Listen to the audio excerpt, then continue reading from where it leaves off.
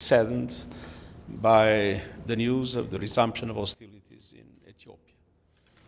Ethiopians, Tigrayans, Amaras, Oromos, Afars have already suffered too much. My strong appeal is for an immediate cessation of hostilities and for the resumption of peace talks between the government and the TPLF, with, at the same time, the full guarantee of humanitarian access to people in need and the reestablishment of public services. Thank you very much. Secretary General, I know you just got back from Ukraine. Can you talk about what you were feeling on board that ship of grain that was bound for Africa? And do you see any way forward after 6 months of this conflict, which has upended global markets and food prices? Do you have any words of hope for the international community? Well, one thing is true. We were able to create the conditions for an agreement that is now contributing in a decisive way to reduce food prices around the world. But of course, the most important is peace. Thank you.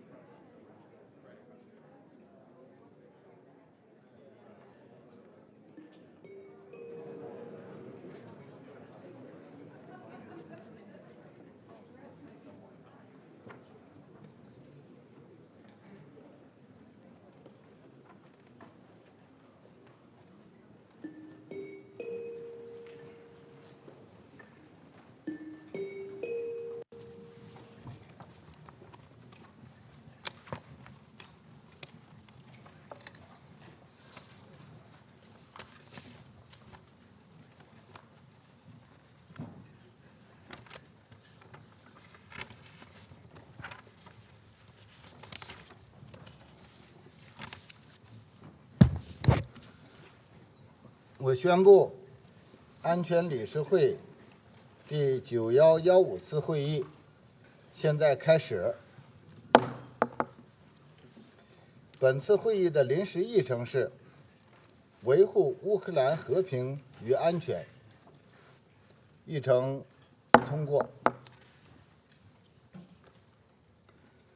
我收到了乌克兰常驻联合国代表的来信，他在信中要求根据安理会暂行议事规则第37条，邀请乌克兰总统泽连斯基先生阁下通过视频参加今天的会议。是否有安理会成员希望就这一问题发表意见？我请俄罗斯代表发言。Господин председатель, наша делегация возражает против виртуального участия президента Украины Владимира Зеленского в сегодняшнем заседании. Хотели бы подробно объяснить суть нашего возражения. Мы не против участия президента Украины или его представителя в заседании. Повторю еще раз для протокола и для тех, кто попытается извратить нашу позицию. Мы не возражаем против участия президента Украины в заседании. Но только такое участие должно быть очным, то есть с его физическим присутствием в зале Совета Безопасности. Это не наша прихоть, а правила, которые регулируют работу Совета. Здесь нет политики, это исключительно вопрос процедуры. Кроме того, это еще и вопрос уважения к членам Совета и к Совету как органу. Действительно, когда мир столкнулся с пандемией коронавируса, мы коллективно решили, что продолжим работу в виртуальном режиме. Но все наши встречи через видеосвязь по нашему общему решению были неофициальными встречами. Затем, вернувшись в зал заседаний после острой фазы пандемии, мы решили, что Совет возобновляет нормальные условия работы.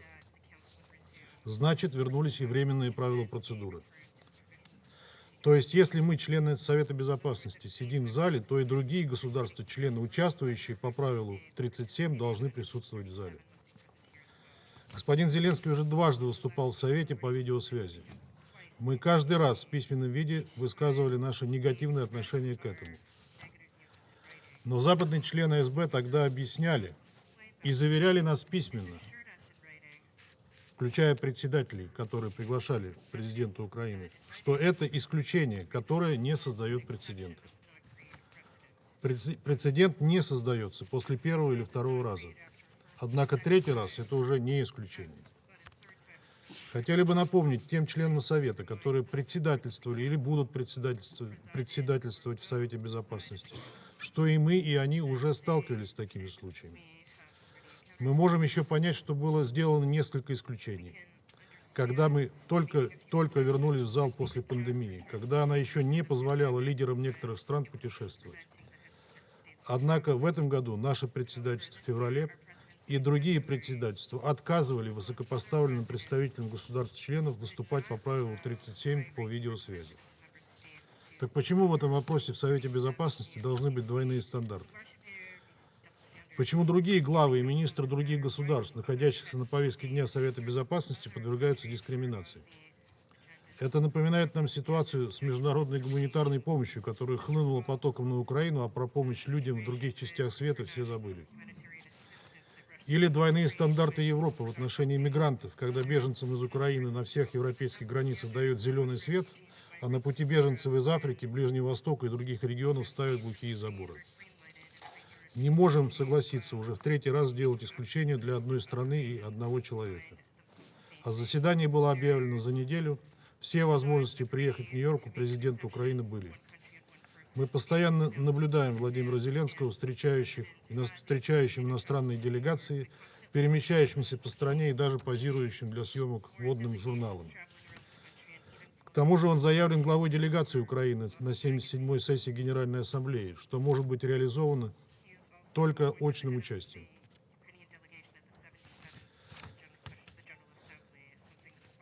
Из этого можно сделать вывод, что ограничений для перемещения президента не существует. Знаем и об активных международных поездках министра иностранных дел Украины Дмитрия Кулебы. Более того, мы видим сегодня в зале генерального секретаря ООН Антонио Гутерреша, который побывал на Украине, ездил там в разные города. Еще раз повторю, что мы ставим под сомнение не участие главы украинского государства в заседании, а именно правомерность его выступления по видеосвязи. Благодарю вас. Мы просим, господин председатель, поставить этот вопрос на процедурное голосование. 谢谢俄罗斯代表的发言。下面我想知道还有其他安理会成员发言吗？我请阿尔巴尼亚代表发言。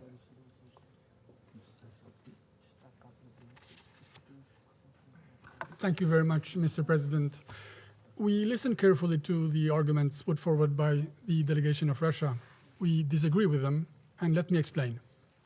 We have discussed on this issue in the past, and here we are again, unfortunately, since the situation on the ground in Ukraine has not changed, has not improved. We agree that in the post-pandemic situation, participation virtually under Rule 37 should be an exception. We are faced with such a situation since a democratically elected leader of a sovereign country, a member of the United Nations, cannot leave his country for reasons beyond his control. And we all know what the reasons are. The letters of the United Kingdom, Albania, and the United States, respectively of 11 April, 18 July, and 19 July, have explained in detail the reasons for granting the Ukrainian president the possibility to address the Security Council virtually. Allow me to reiterate that the justification for this exception remains unchanged from the previous times when the Council agreed that the President could address the Council via VTC. It was so in April, it was so in June, and it is sadly now. Ukraine is at war under foreign invasion. When a full military attack on a country, Ukraine, remains ongoing, with Independence Day, this day, with curfews imposed in various cities because of that threat, the Security Council cannot reasonably demand that the President travels to New York if he wants to participate in a session. It is therefore legitimate that we fully understand that in such circumstances, the situation in Ukraine requires President Zelenskyy to be there. This is a unique and exceptional situation at this moment in the world, and therefore for this Council as well. We therefore strongly support the participation of President Zelenskyy via VTC and invite other members to vote in favor. I thank you. 我感谢阿尔巴尼亚代表的发言。还有其他代表发言吗？鉴于安理会成员发表的意见，并根据俄罗斯代表提出的请求，我提议将以下提案付诸表决，即根据安理会暂行议事规则第37条，邀请乌克兰总统泽连斯基先生阁下通过视频参加今天的会议。我现在将该提案付诸表决。赞成根据安理会暂行议事规则第37条，邀请乌克兰总统泽连斯基先生阁下通过视频参会的，请举手。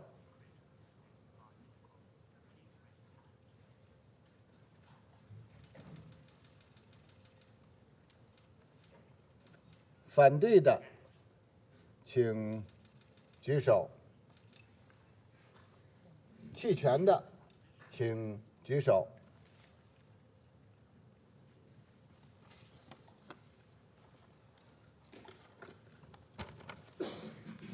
表决结果如下：13票赞成，1票反对，1票弃权。邀请乌克兰总统泽连斯基先生阁下视频参加今天会议的提案获得通过。我现在请俄罗斯代表发言。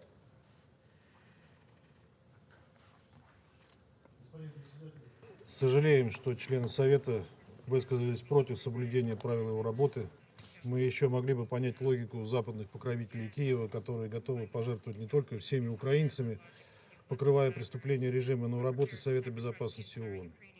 Однако мы крайне разочарованы тем, что и другие члены, которые, приходя в Совет, берут на себя обязательство соблюдать его правила и защищать их, сегодня способствовали размыванию его устоев и практики. Мы призываем всех государств-членов ООН обратить внимание на сегодняшнюю ситуацию. Несмотря на нашу позицию, мы выслушаем господина Зеленского, потому что и нам есть, что ему сказать. Надеемся, что он будет присутствовать на сегодняшнем заседании до его завершения. И мы посмотрим, сможет ли господин Зеленский приехать на 77-ю сессию Генеральной Ассамблеи в качестве главы украинской делегации или нет, как утверждал представитель Албании. Благодарю вас.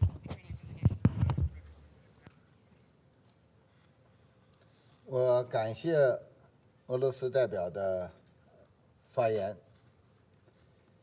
现在我邀请泽连斯基总统先生阁下视频出席今天的会议。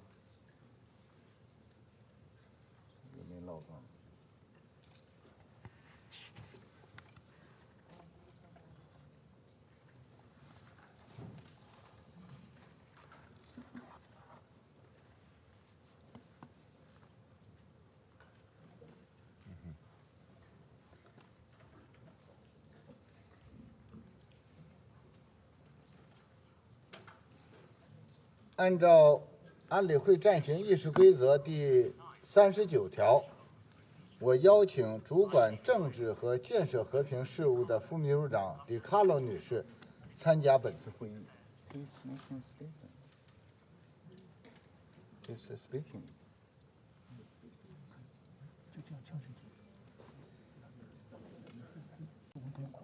就这样决定。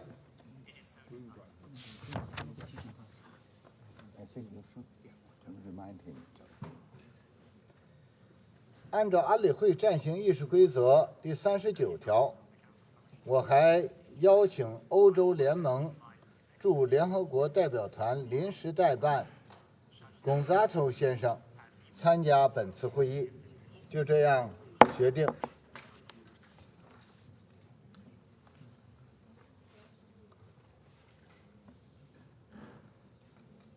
安全理事会现在开始审议议程项目2。我现在荣幸地请秘书长安东尼奥·古特雷斯先生阁下发言。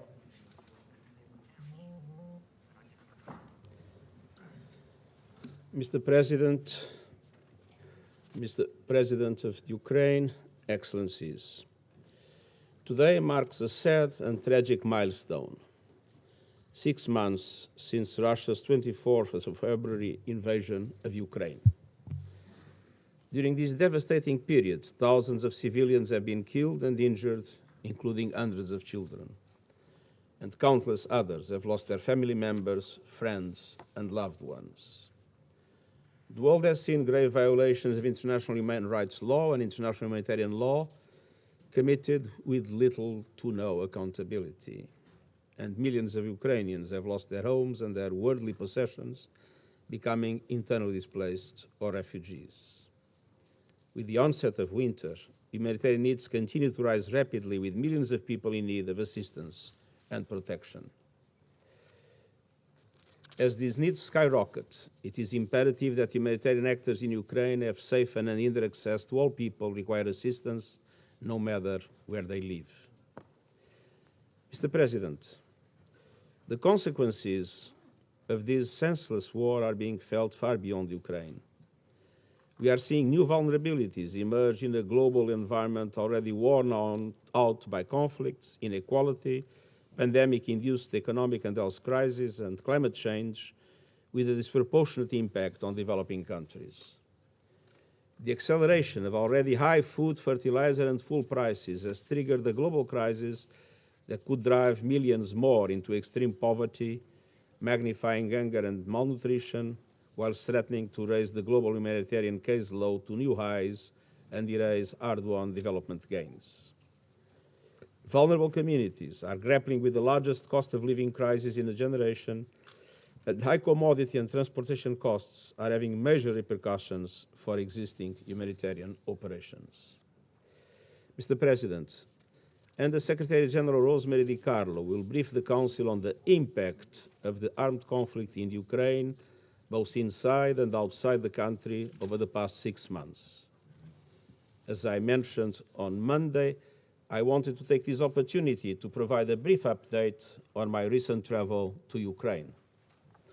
I would like to have been able to do the same yesterday, based on my experience in discussions about Zaporizhia, but unfortunately I was out of New York with a dislocation planned that was impossible to change at such a short notice.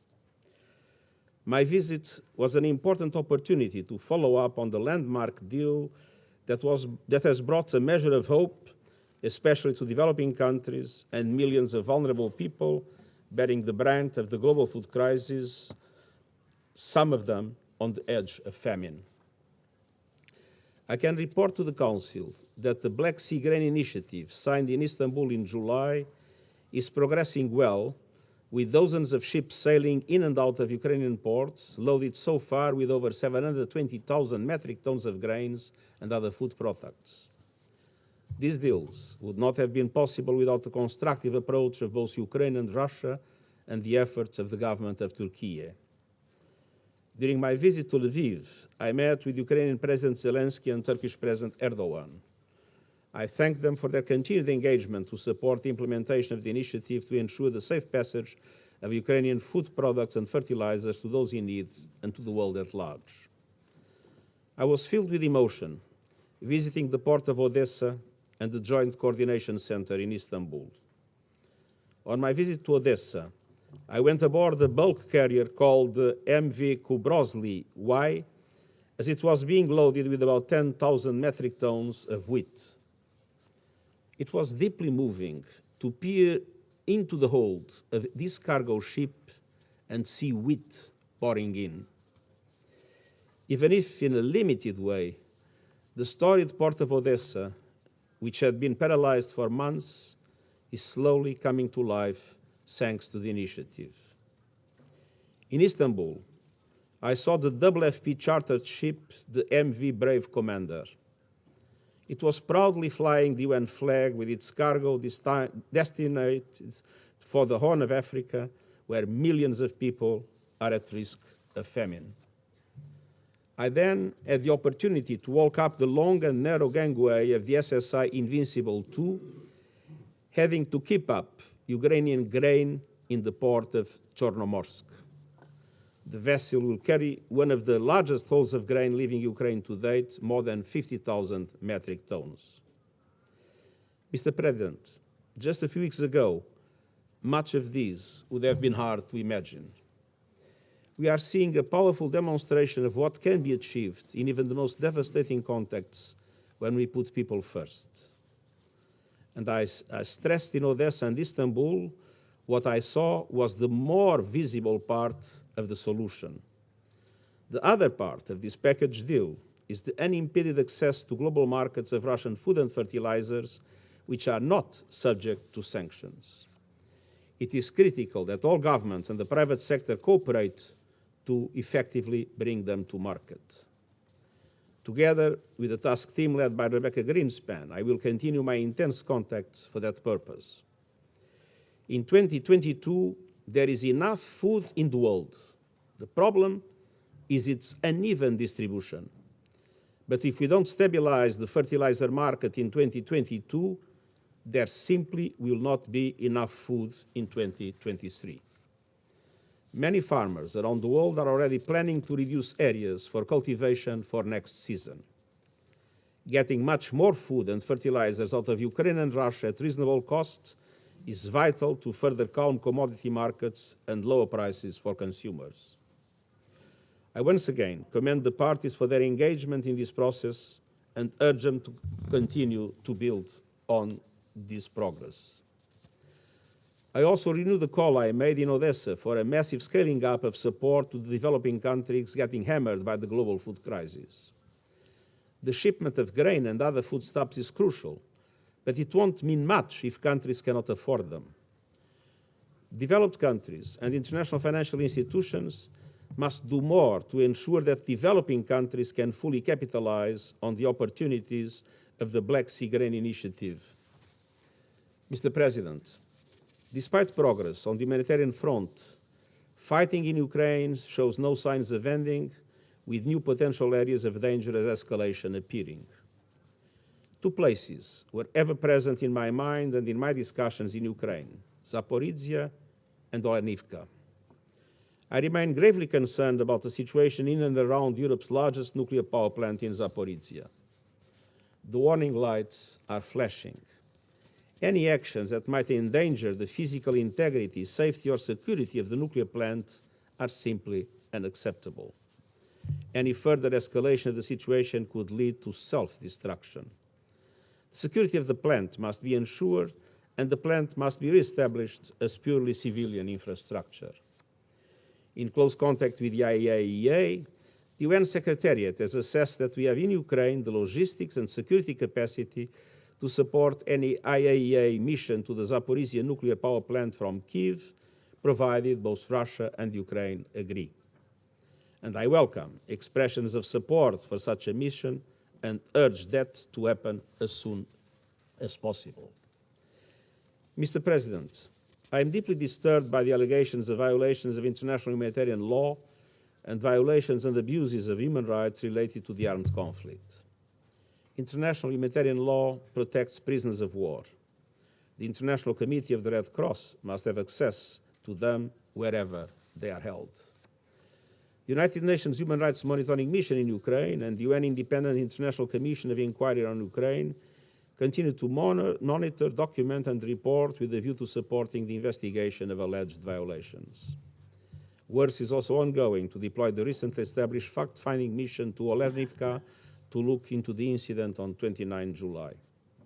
This mission must be able to freely conduct its work, to gather and analyze necessary information, and to find the facts. It is imperative that the mission has safe, secure, and unfettered access to all relevant places and persons, and to all relevant evidence without any limitation, impediment, or interference. Mr. President, Excellencies, on this 31st anniversary of Ukraine's independence, I wish to congratulate the Ukrainian people. The people of Ukraine and beyond need peace, and they need peace now. Peace in line with the UN Charter, peace in line with international law, and I thank you. 我感谢秘书长先生刚才所做的引导性发言。我现在请迪卡洛女士发言。Mr. President, on 23 February 2022, this chamber heard impassioned pleas to avert a war in Ukraine, to no avail. Today, exactly 6 months later, there is no end in sight to the conflict triggered by the Russian Federation's invasion. As we meet, the heaviest fighting is concentrated in the eastern Donbas region, in the south near Kherson and Zaporizhia, and in the northeast near Kharkiv. But virtually all corners of Ukraine are affected, and no one is out of reach of missile strikes.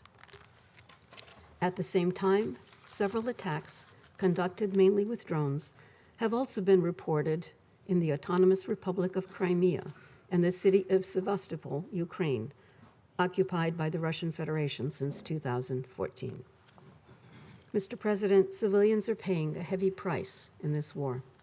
During the past 181 days, the Office of the High Commissioner for Human Rights has recorded 13,560 civilian casualties, 5,614 killed, and 7,946 injured.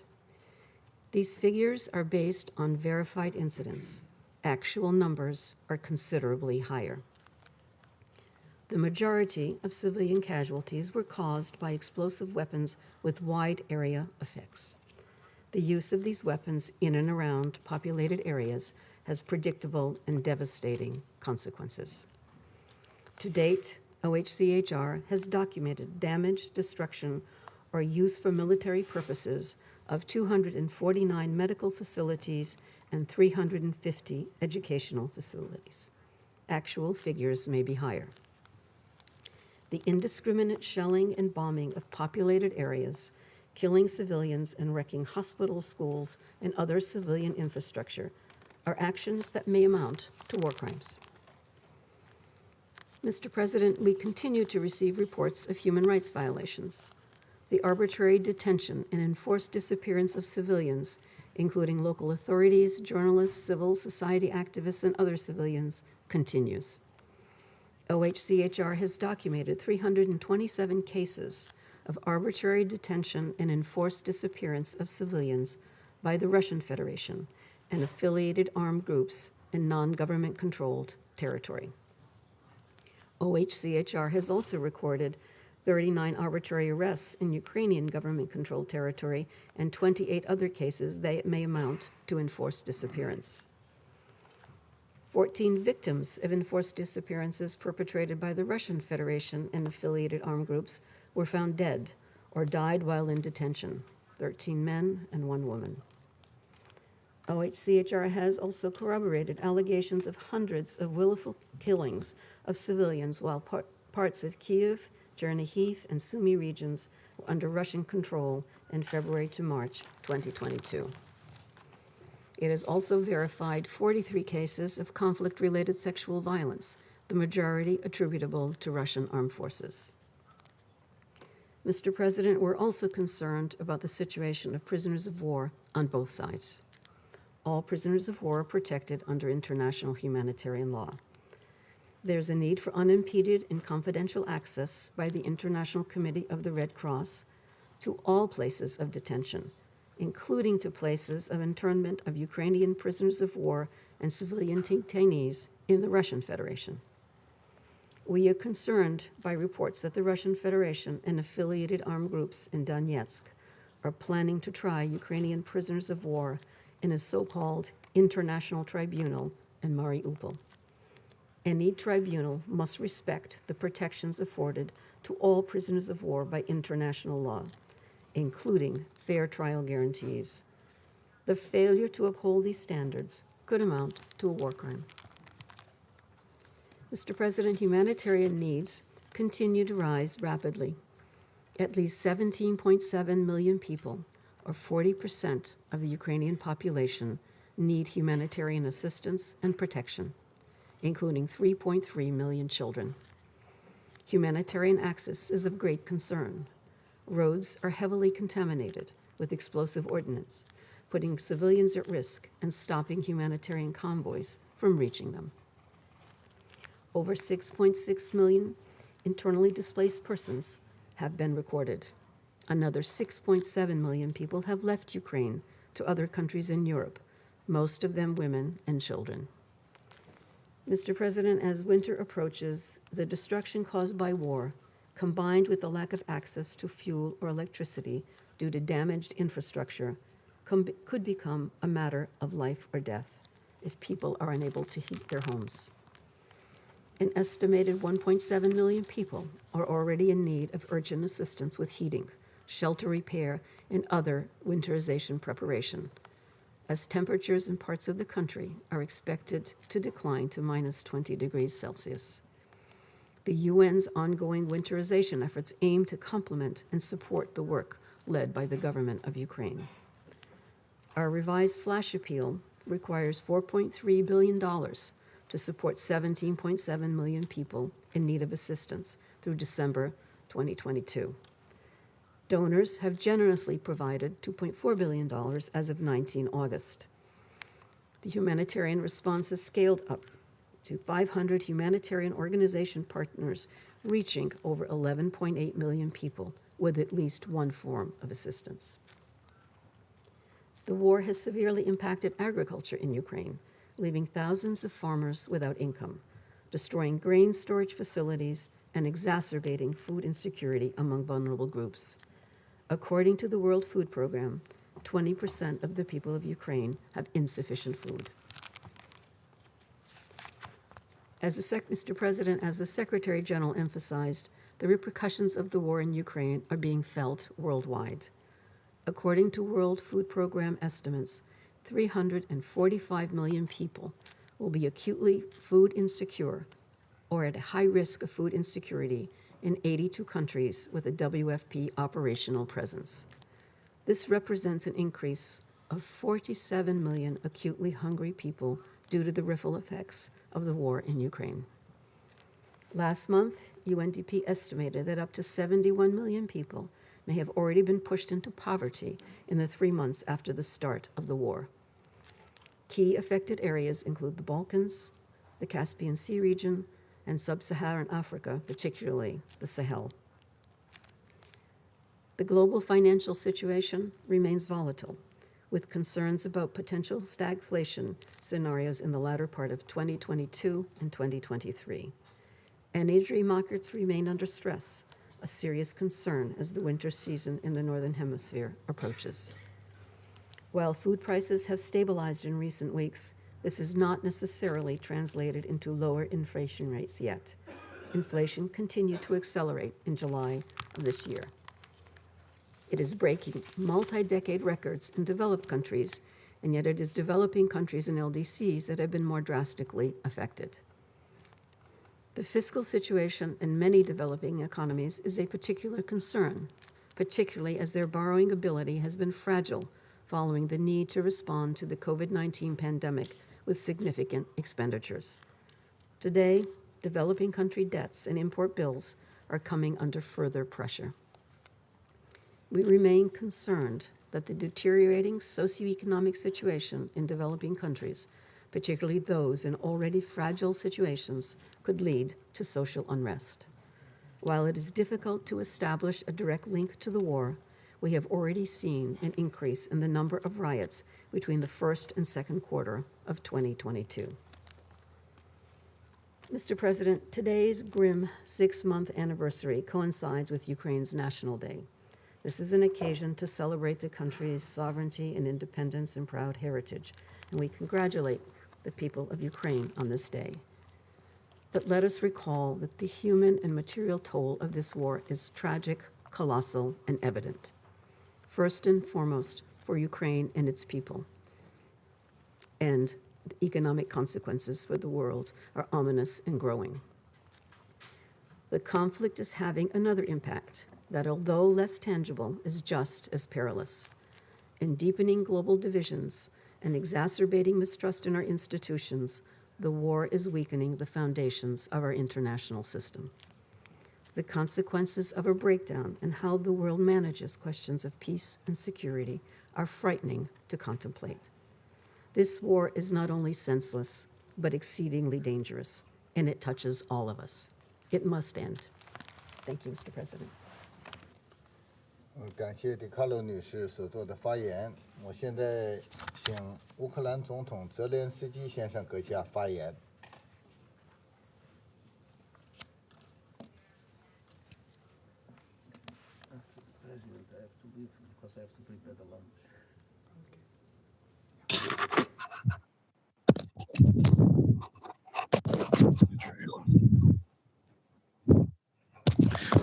Thank you to everyone. Thank you for this support and greetings from the independent and free Ukraine for the fight for its Russian terror. Just recently, as I was preparing for this statement, I've received information Russia has launched missiles against the Dnipropetrovsk region, against the railroad station, the railroad cars at the station.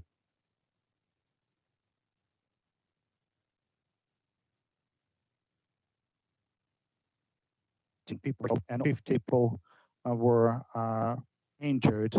Unfortunately, the death toll could increase. This is our life every day. This is how Russia got prepared for this UN session. Ladies and gentlemen, Mr. President, Mr. General Secretary, UN, all those the UN Charter. Today, our country celebrates the day, the Independence Day. And now everyone of you can see how much in the world is dependent on our independence, and whether Ukraine is at peace, whether our people are safe, whether the integrity of our territory and the availability of our borders are guaranteed. You can take any aspect of this terrible against us, and each of these aspects will be related to one or another global crisis. Now, what is happening right now? Russia has put the world on the brink of a radiation catastrophe. It is a fact that the Russian military has turned the territory of the largest nuclear power plant in Europe, the Zaporizhzhia nuclear power plant, into a war zone. This is a fact. The Russia's armed provocation, shelling, deployment of terrorists on the territory of the station under the Russian flag. Now, Europe and neighboring regions face the threat of the radiation pollution. This is a fact. Now, what is the Chernobyl? The Zaporizhzhia nuclear power plant has 6 reactors. Only 1 reactor exploded in Chernobyl. The IAEA mission should take permanent control of the situation at the Zaporizhzhia nuclear plant as soon as possible, and Russia should unconditionally stop nuclear blackmail and completely withdraw from the station. Russia has on the hunger. It is a fact that Russian blockade of Ukrainian ports and Azov Sea increased the deficit in the already destabilized food market, and this is situation in different parts of our planet, let alone the drought in Europe, the largest over the last 500 years. Fortunately, we've managed to create. Russia was forced to accept the terms of international community, allowing to restore grain export from 3 Ukrainian ports. It relieves a part of the tension in the food market, but does not remove the threat completely. Only the full recovery of Ukrainian agricultural exports without any obstacles can be a guarantee that tens of millions of people around the world would have something to eat. And aren't you feel resent to the fact that even now in the 21st century, you still have to fight to save tens of millions of people in different countries from this artificial hunger? This artificial one, which was provoked by a single country with its insane aggression. And that's also a fact. Ukrainians do feel that. The UN was established not to debate in the 21st century over the aspects that should have long remained in the past. But nevertheless, I thank Mr. Secretary General of the UN and the Turkey and to the President of the Turkey and to all other responsible members of international relations who are fighting against the food crisis to which only Russia is responsible. In the coming weeks, we have to do everything to expand the existing grain initiative. Let's take another aspect, the energy. It is a fact that Russia is deliberately trying to impose energy poverty upon tens of millions of people, deprive them of normal access to basic goods by deliberately raising energy prices. All this is done by a permanent member to the UN Security Council who still uses the privilege of its veto right. The energy crisis for Europe, the threat of large-scale hunger, the political chaos for African and Asian countries, the price crisis in the whole world, isn't it too much for a single country whose representative sits among you? I will mention one more aspect, the values. Indeed, we should honestly talk about the point that values are perceived differently in different parts of the world. There's different approaches, but everywhere in the world, life has value, peace has value, economic prosperity has value. All countries, if they respect themselves and their people, punish for murder and not honor the executioners. However, we see that there is a country that is not behaves differently and is proud of doing so. it rewards murderers and encourages executioners. And this is a threat not only for Ukraine. Thousands of Ukrainians were killed by the Russian invaders. Dozens of our cities were destroyed by Russian artillery. Russia does not comply with fundamental conventions on the prisoners of war. This is something that was also mentioned today. The deliberate killing by the Russian occupiers of our prisoners of war in Olenivka became one of the most terrible pages in the history of Europe. And there is an immediate need for a UN fact-finding mission in Olenivka, and the mandate of which should be extended to cover all Ukrainian POWs currently held by Russian forces. There is no such war crime that the Russian occupiers have not yet committed on the territory of Ukraine. But if Russia is not stopped now, and in Ukraine, if it is not stopped by the victory of Ukraine, then all these Russian murderers will inevitably end up in other countries, Europe, Asia, Africa, Latin America. There are traces of Russian war criminals everywhere, and we must all get united and act decisively as soon as possible, so there are no more traces of Russian missiles and no more cities burned by Russian artillery, so that there would be no threat of a radiation catastrophe ever again. Russia must release the captured territory of Ukraine so that there would be no food crisis. Russia would need to withdraw from our land, from our sea, so that no country in the world can ever again disregard the UN and conventions binding on all mankind. There's no Russia must be held accountable for the crime of aggression against Ukraine. The relevant resolution will be submitted for the consideration of the 77th session of the UN General Assembly. In order for a sense of justice to return to international relations, we must all confirm and force Russia to recognize that the inviolability of borders and peace are unconditional values for all nations. This is why the independence and integrity of our country are of fundamental importance for the international relations. Preserving our independence, guaranteeing returning normal economic ties with Ukraine will restore the true power to the UN Charter and save the world from the crises that we're all forced to face now. Mr. General Secretary Antonio Guterres has the ambitious intention of organizing the summit of the future next year. We support this initiative and reaffirm that in order to build the future, it's necessary to leave in the dustbin of history what has always prevented humanity from living in peace, namely the aggression and colonial ambitions. That is what Russia has came with to Ukraine. And I believe that we can surely build the future. That would be good and symbolic to have this summit in Ukraine. It is on the territory of Ukraine that the world's future is decided, whether we will have a future at all. This is being decided also at the Zaporizhzhia nuclear power plant and in our seaports and in Donbas and in the Crimea. Our independence is your security, the security of the entire.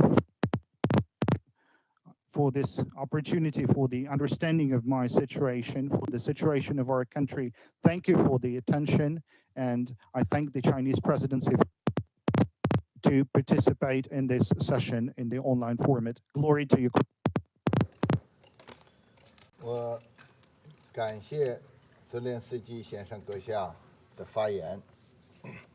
下面请安理会成员发言，我请美国代表发言。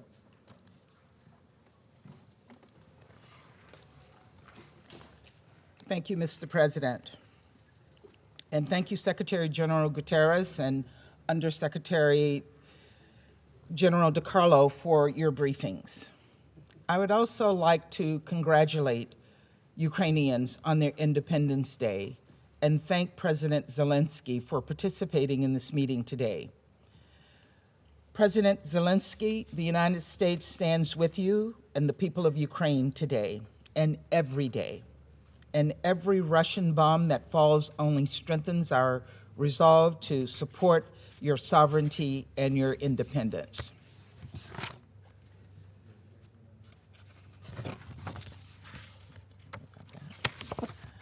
Today marks 6 months of Russia's premeditated, unjustifiable, and brutal full-scale war against Ukraine. Just 6 months since we, sitting here in the council chamber, watched as Russia, serving in the presidency, attempted to defend the indefensible. 6 months of Russia's defiance of the international community. 6 months of Russia's flagrant lies and disregard for international law, including violations of the UN Charter. 6 months of attacks by Russia, killing Ukrainian civilians and destroying civilian infrastructure. 6 months of devastation and missile strikes that have torn apart families and stolen the lives of too many, like the life of 4-year-old Lisa Dmitrieva, killed last month in a missile strike that left 24 people dead. 6 months of horrific atrocities, including rape, murder, and torture in towns like Bucha and Irpin and others. 6 months of families being separated and millions displaced. 6 months of killings, thousands dead. 6 months later, Russia's goal is as clear as ever: to dismantle Ukraine as a geopolitical entity and erase it from the world map. Russian disinformation campaigns are increasingly being weaponized to prepare for further attempts to annex Ukrainian territory.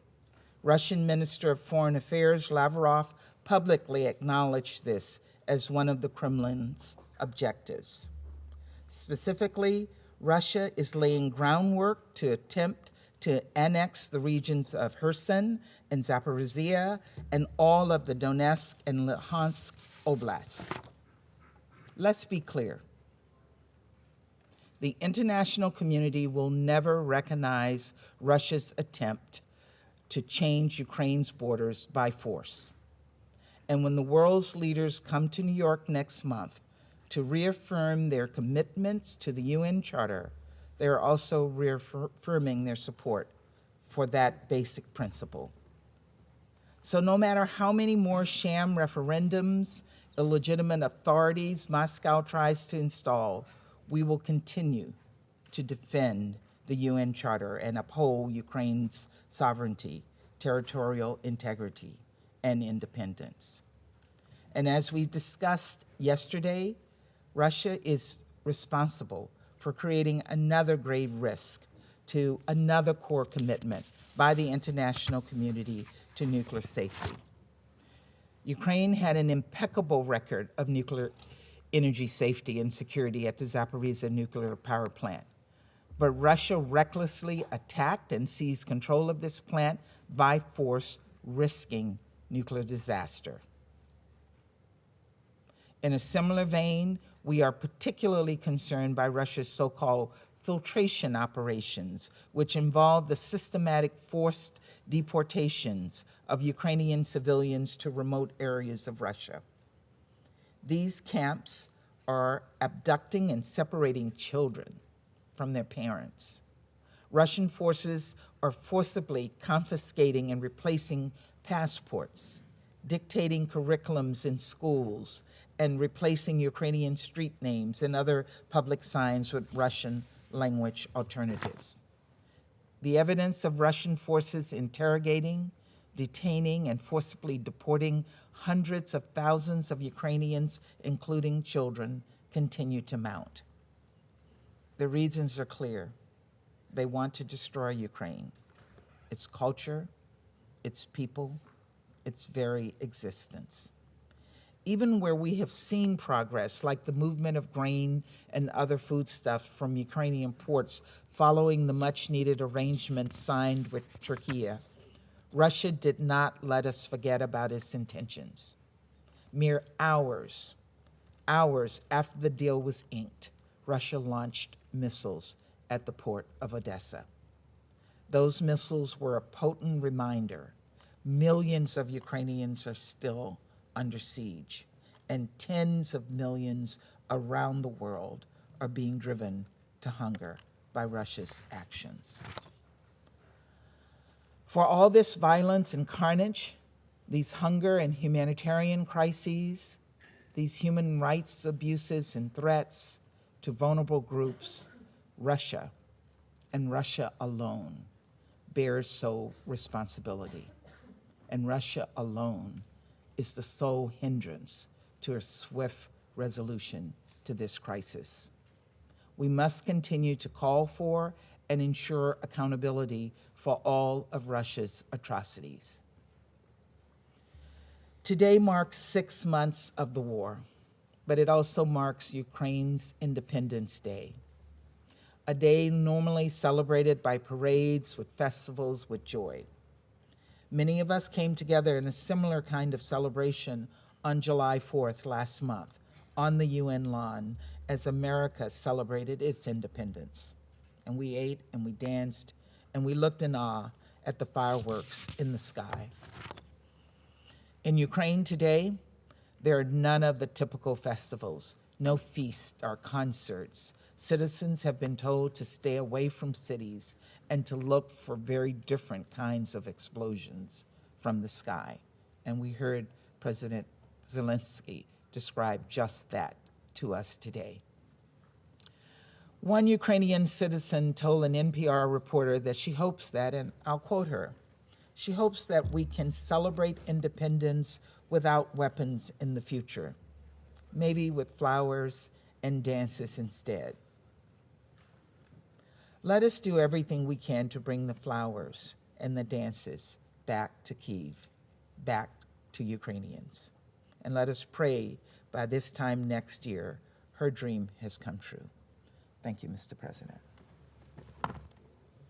谢谢美国代表的发言，下面请阿尔巴尼亚代表发言。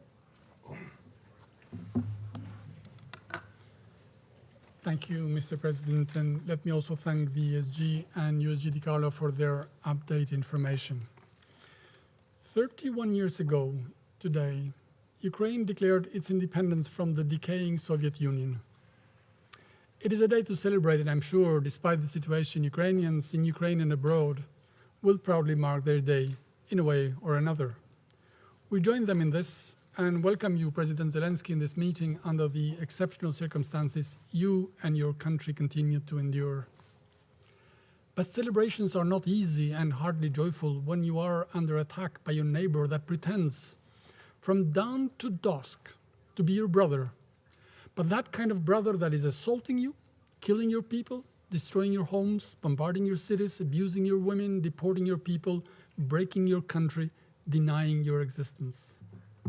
That abusive brother that wants to take everything you have.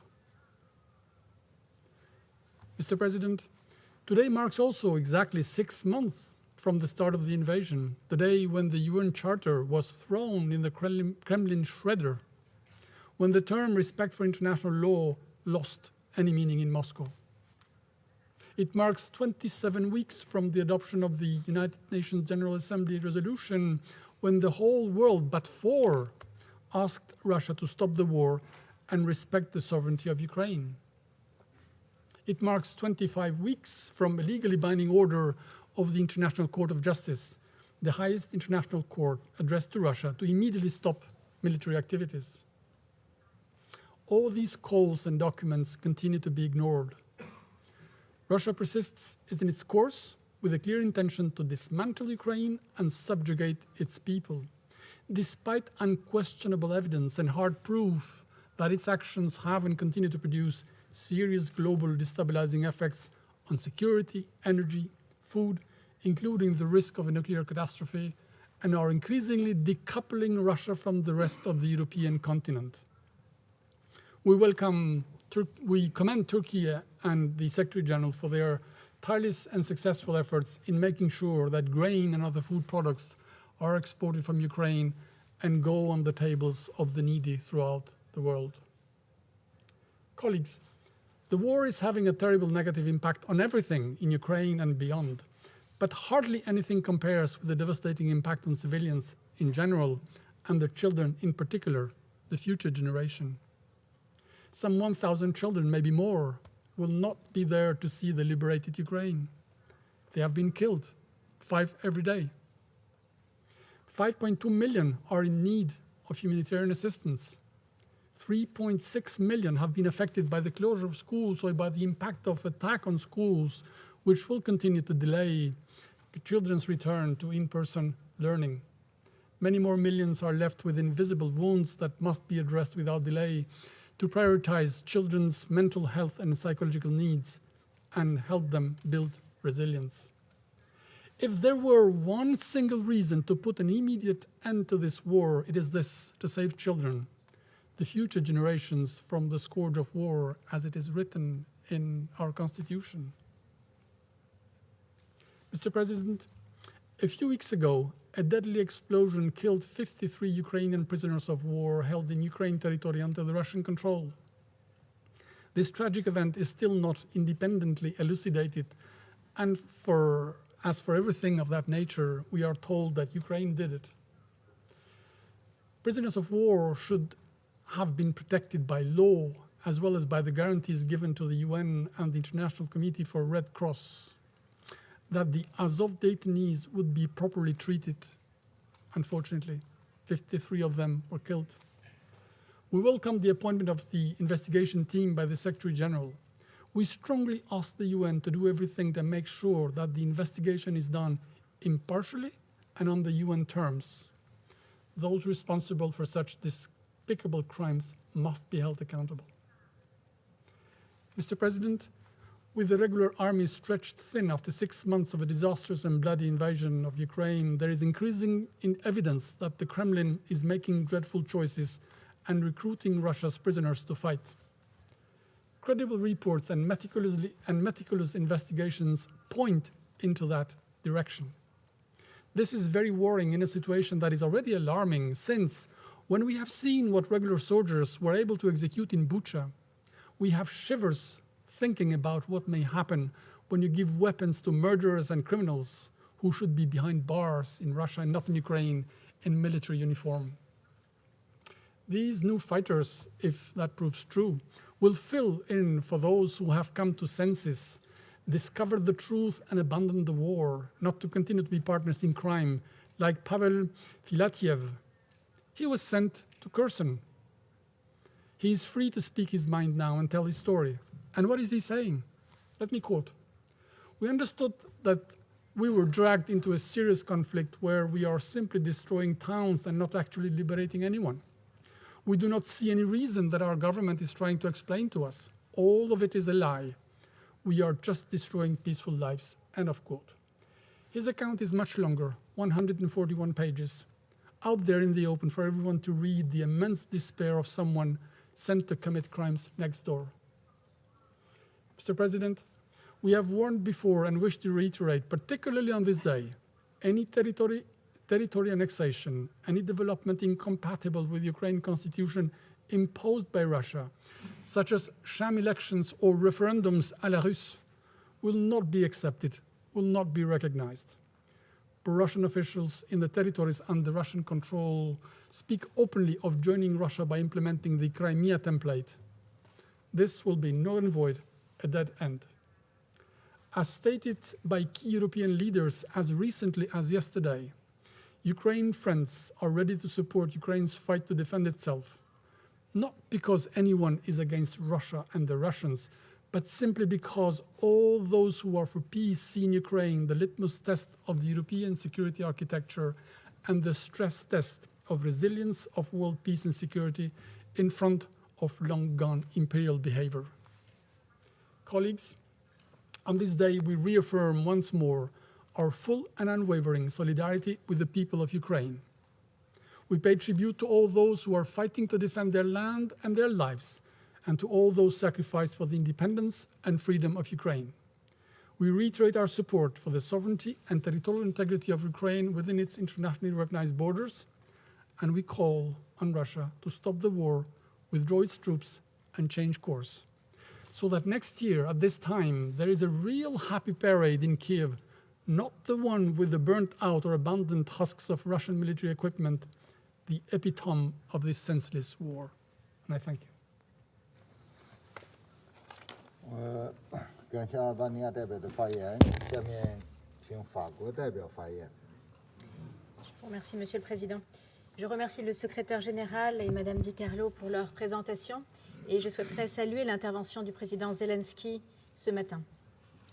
Monsieur le Président, depuis 6 mois précisément, les Ukrainiens résistent avec un courage extraordinaire à la guerre d'agression lancée par la Russie, avec son lot terrible de souffrances et d'exactions de masse.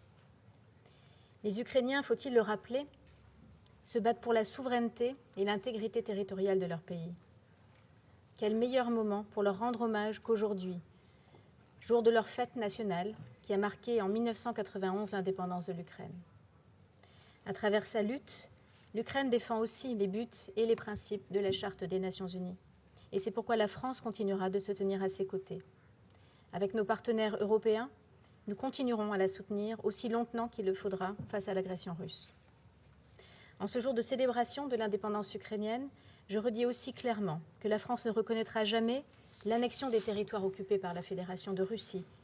La France ne reconnaîtra pas la légitimité de référendums d'indépendance qui seraient organisés par la Russie dans ces territoires pour tenter de légitimer son agression, pour maquiller ces violations flagrantes du droit international, pas plus qu'elle n'a reconnu ou qu'elle ne reconnaîtra l'annexion de la Crimée. Monsieur le Président, avec cette guerre, la Russie contribue à déstabiliser encore davantage un monde sur lequel pèsent déjà de graves menaces. Nous nous félicitons que le centre de coordination conjoint à Istanbul soit désormais opérationnel, que 33 navires aient pu quitter les ports ukrainiens depuis la signature des accords d'Istanbul.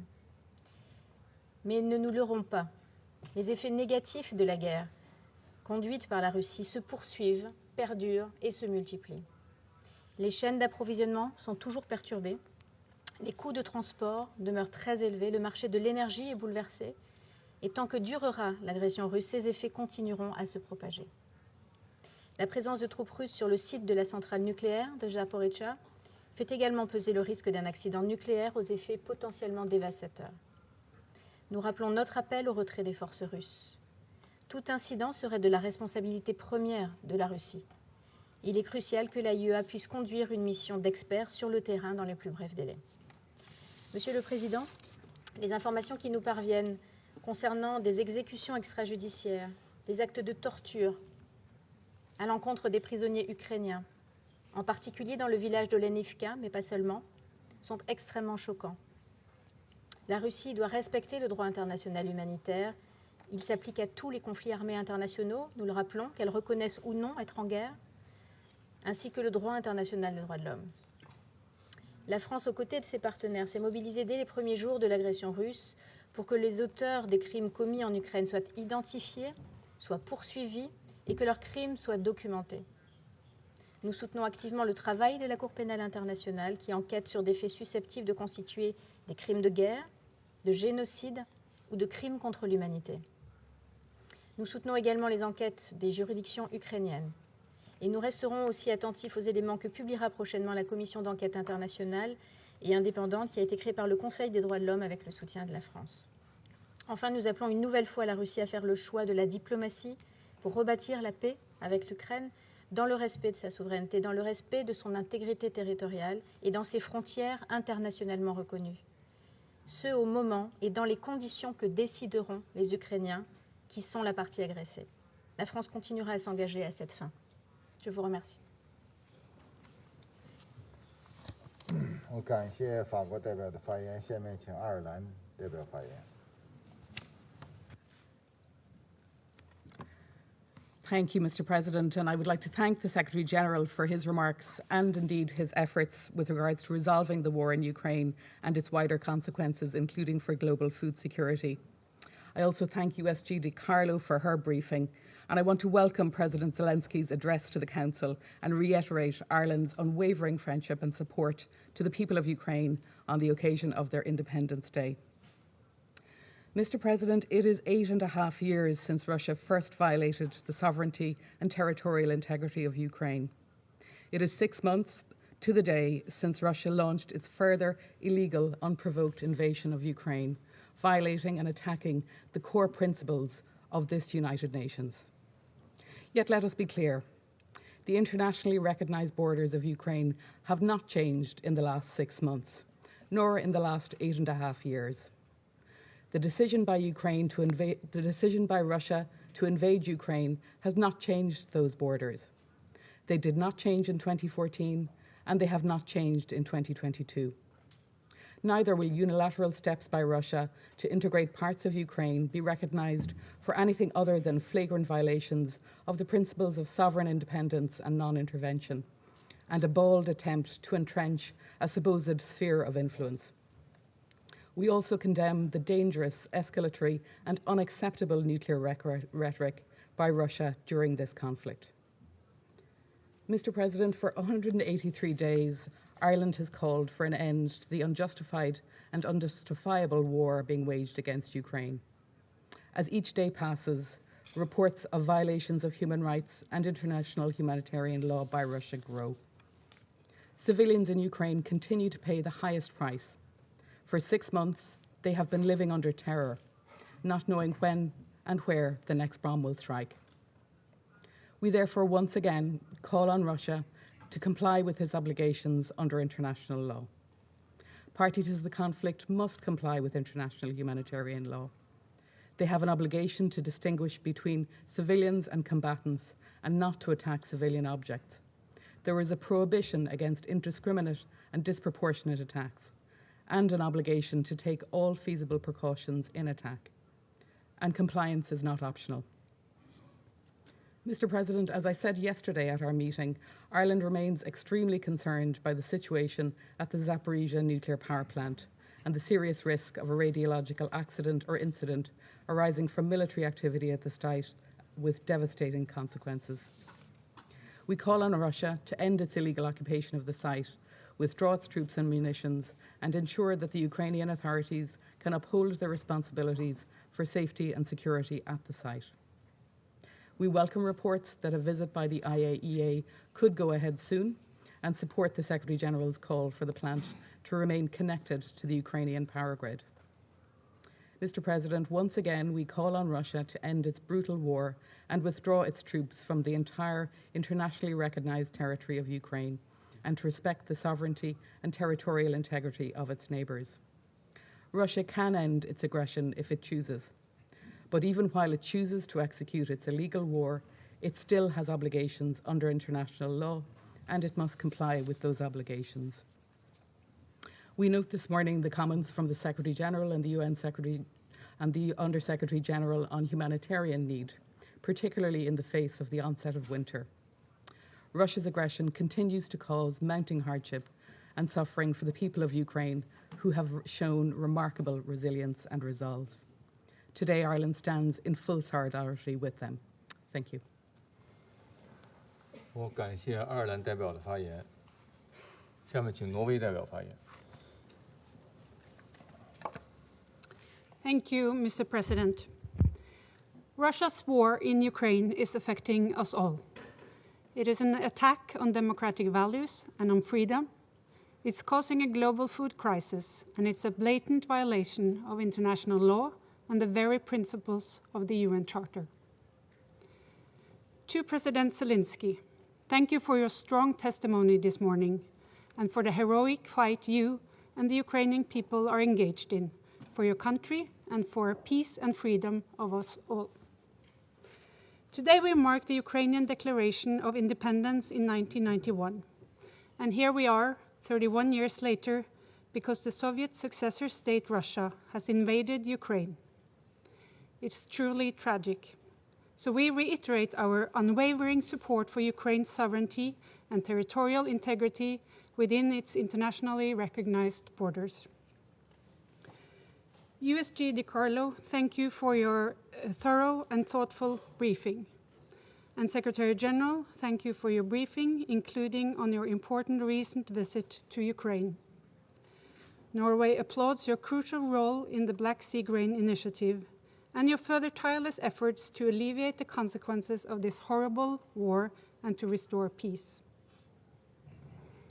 President, Norway condemns the Russian military aggression in the strongest terms possible.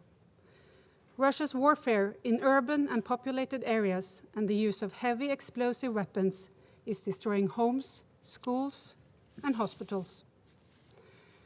And the ongoing attacks on civilians and civilian infrastructure, including nuclear power plants, is having a devastating and unacceptable impact. Thousands of civilians have already been killed. Millions have fled their homes. Others are trapped in war zones. We stand with the people all over Ukraine who continue to live in daily fear of the next attack. And we reiterate our demand that civilians must be protected and international humanitarian law and international human rights law fully respected and implemented. Humanitarian actors must be ensured access. Russia must stop the war and fully, immediately, and unconditionally withdraw its forces and military equipment from Ukraine. Russia started the war in Ukraine. It can choose to stop it. It seems clear that war crimes are being committed. These cannot be forgotten. Perpetrators on all levels must be held accountable. President, the Secretary General has talked about the beacon of hope with the resumption of Ukrainian grain exports. We are encouraged that the critical transportation line from a global breadbasket might be restored. It is much needed for Ukrainians as well as the world's most vulnerable people and countries. And it is critical that the World Food Programme and other humanitarian actors again can purchase grain from Ukraine for humanitarian food assistance. It is now vital that the Black Sea Grain Initiative is fully implemented. President, the accumulated effects on the war are felt by more people every day. In May, this Council expressed its unified support for the efforts of the Secretary General in the search for a peaceful solution. We must continue to support the Secretary General in his efforts for dialogue and mediation between the parties in the search for peace and freedom for the people of Ukraine. And we stress the joint responsibility of the members of this Council to make every effort to ensure peace. Again, to the Ukrainian people, our thoughts are with you on your National Day and every other day. We reiterate our solidarity with you. I thank you. 我感谢挪威代表的发言，下面请英国代表发言。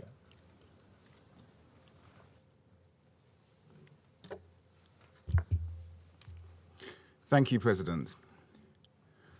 On behalf of the United Kingdom, I thank the Secretary-General and Under-Secretary-General DiCarlo for their briefings. We warmly welcome President Zelensky's participation in today's meeting. 6 months ago, even as this Council met late into the night to try to avert catastrophe, Russia launched an unprovoked and illegal invasion of Ukraine in violation of the UN Charter. In the months that followed, Ukraine has been subjected to the full horrors of war. As we've heard today, thousands of civilians have been killed or wounded. Over 17 million are now in need of humanitarian assistance. Schools, hospitals, and other medical facilities have been attacked. We have seen a pattern of Russian violations of international humanitarian law and of Russian human rights abuses and violations, including reports of torture, inhumane treatment, and arbitrary detention. Ukrainian citizens, including children, have been forcibly deported to Russia. 6 million people are displaced within Ukraine, and over 6 million are refugees abroad. And the people of Ukraine are not the only victims of this war. Beyond Ukraine's borders, Putin's decisions have had a devastating impact on the world's most vulnerable, with many millions across the world affected by rising food and fuel prices. We again pay tribute to the work of the UN Secretary General with Turkey to negotiate the Black Sea Grain Initiative. President, today, in what would be another violation of the UN Charter, there are reports that Russia is planning fake referenda to illegally annex more territory from Ukraine. Any such attempt would fool no one. Russia has, after all, lied throughout their illegal invasion, using disinformation to create false pretexts, undermine Ukrainian sovereignty, obscure the truth, and hide war crimes. And it would further demonstrate Russia's contempt for the principles of sovereignty and territorial integrity, principles which, as member states of this organization, we have all committed to upholding. President, 31 years ago today, Ukraine declared its independence, with over 90% of Ukrainians voting in favor. Today, that pride in Ukrainian identity and sovereignty remains as strong as ever. We have all seen the courage and ingenuity of the Ukrainian people as they have fought to defend their nation against Russia's attack on their national sovereignty and right to self-determination. Ukraine's fight is a fight for the principles of the UN Charter. All of us in this chamber have a responsibility to recognize that. It is a fight that has inspired the world with its courage and defiance against brutality. So today, on Ukrainian Independence Day, we stand together with the nation of Ukraine and its heroic people who continue to resist Russia's attempts to rewrite international borders by force. We once again call for Russia to withdraw its forces from Ukraine immediately, and we call for full accountability for Russia's crimes. Thank you. 我感谢英国代表的发言。下面请巴西代表发言。Thank you, Mr. President. I acknowledge the participation in the session of His Excellency President Zelenskyy, to whom I extend congratulations on the occasion of Ukraine's National Day. I thank the Secretary General and USG Rosemary DiCarlo for their remarks. 6 months after the opening of hostilities, there seems to be no solution in sight for the conflict in Ukraine. The situation is now compounded by the risk of nuclear disaster. It is essential that the parties refrain from attacks that could threaten the safety of nuclear facilities, as has been happening in the vicinity of the Zaporizhzhia plant. Brazil reiterates the call for the two sides to facilitate the access of an IAEA mission so that the conditions of the plant can be properly evaluated. It is deeply saddening to note how little progress has been made towards a political solution. The most notable result was the initiative on grain exports from Ukrainian ports and on facilitating Russian grain and fertilizer exports, announced in July, for which we are grateful to the efforts of the Secretary General and the support of the government of Turkey. When the parties engaged in negotiations, an important result was achieved, which partly alleviates the effects of the conflict on food prices around the world, and particularly in developing countries. Mr. President, reality and history show that closing the door to dialogue is not the right approach to resolving any conflict, and this applies to Ukraine. Actions that prolong the hostilities will only result in greater human suffering and will not resolve the underlying causes. Brazil welcomes the Secretary General's efforts to ensure the implementation of the Istanbul agreements and takes note of his visit to the region last week. It is essential that the international community seek to preserve this important achievement, which indicates a possible path towards broader negotiations. We urge the parties to keep open the channels of dialogue that made possible the Istanbul package, as they offer the best prospects for peace.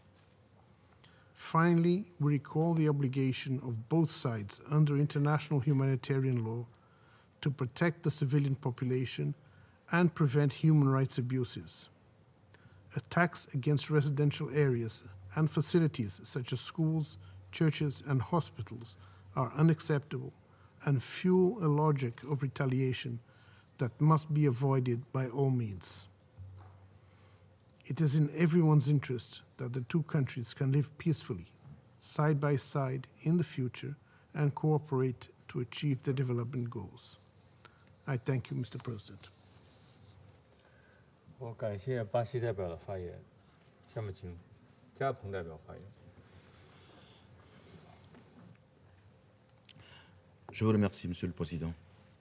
Je remercie le secrétaire général Antonio Guterres et la secrétaire générale adjointe Rosemary Di Carlo pour leurs exposés respectifs. Je salue la participation à cette réunion du président de la République d'Ukraine.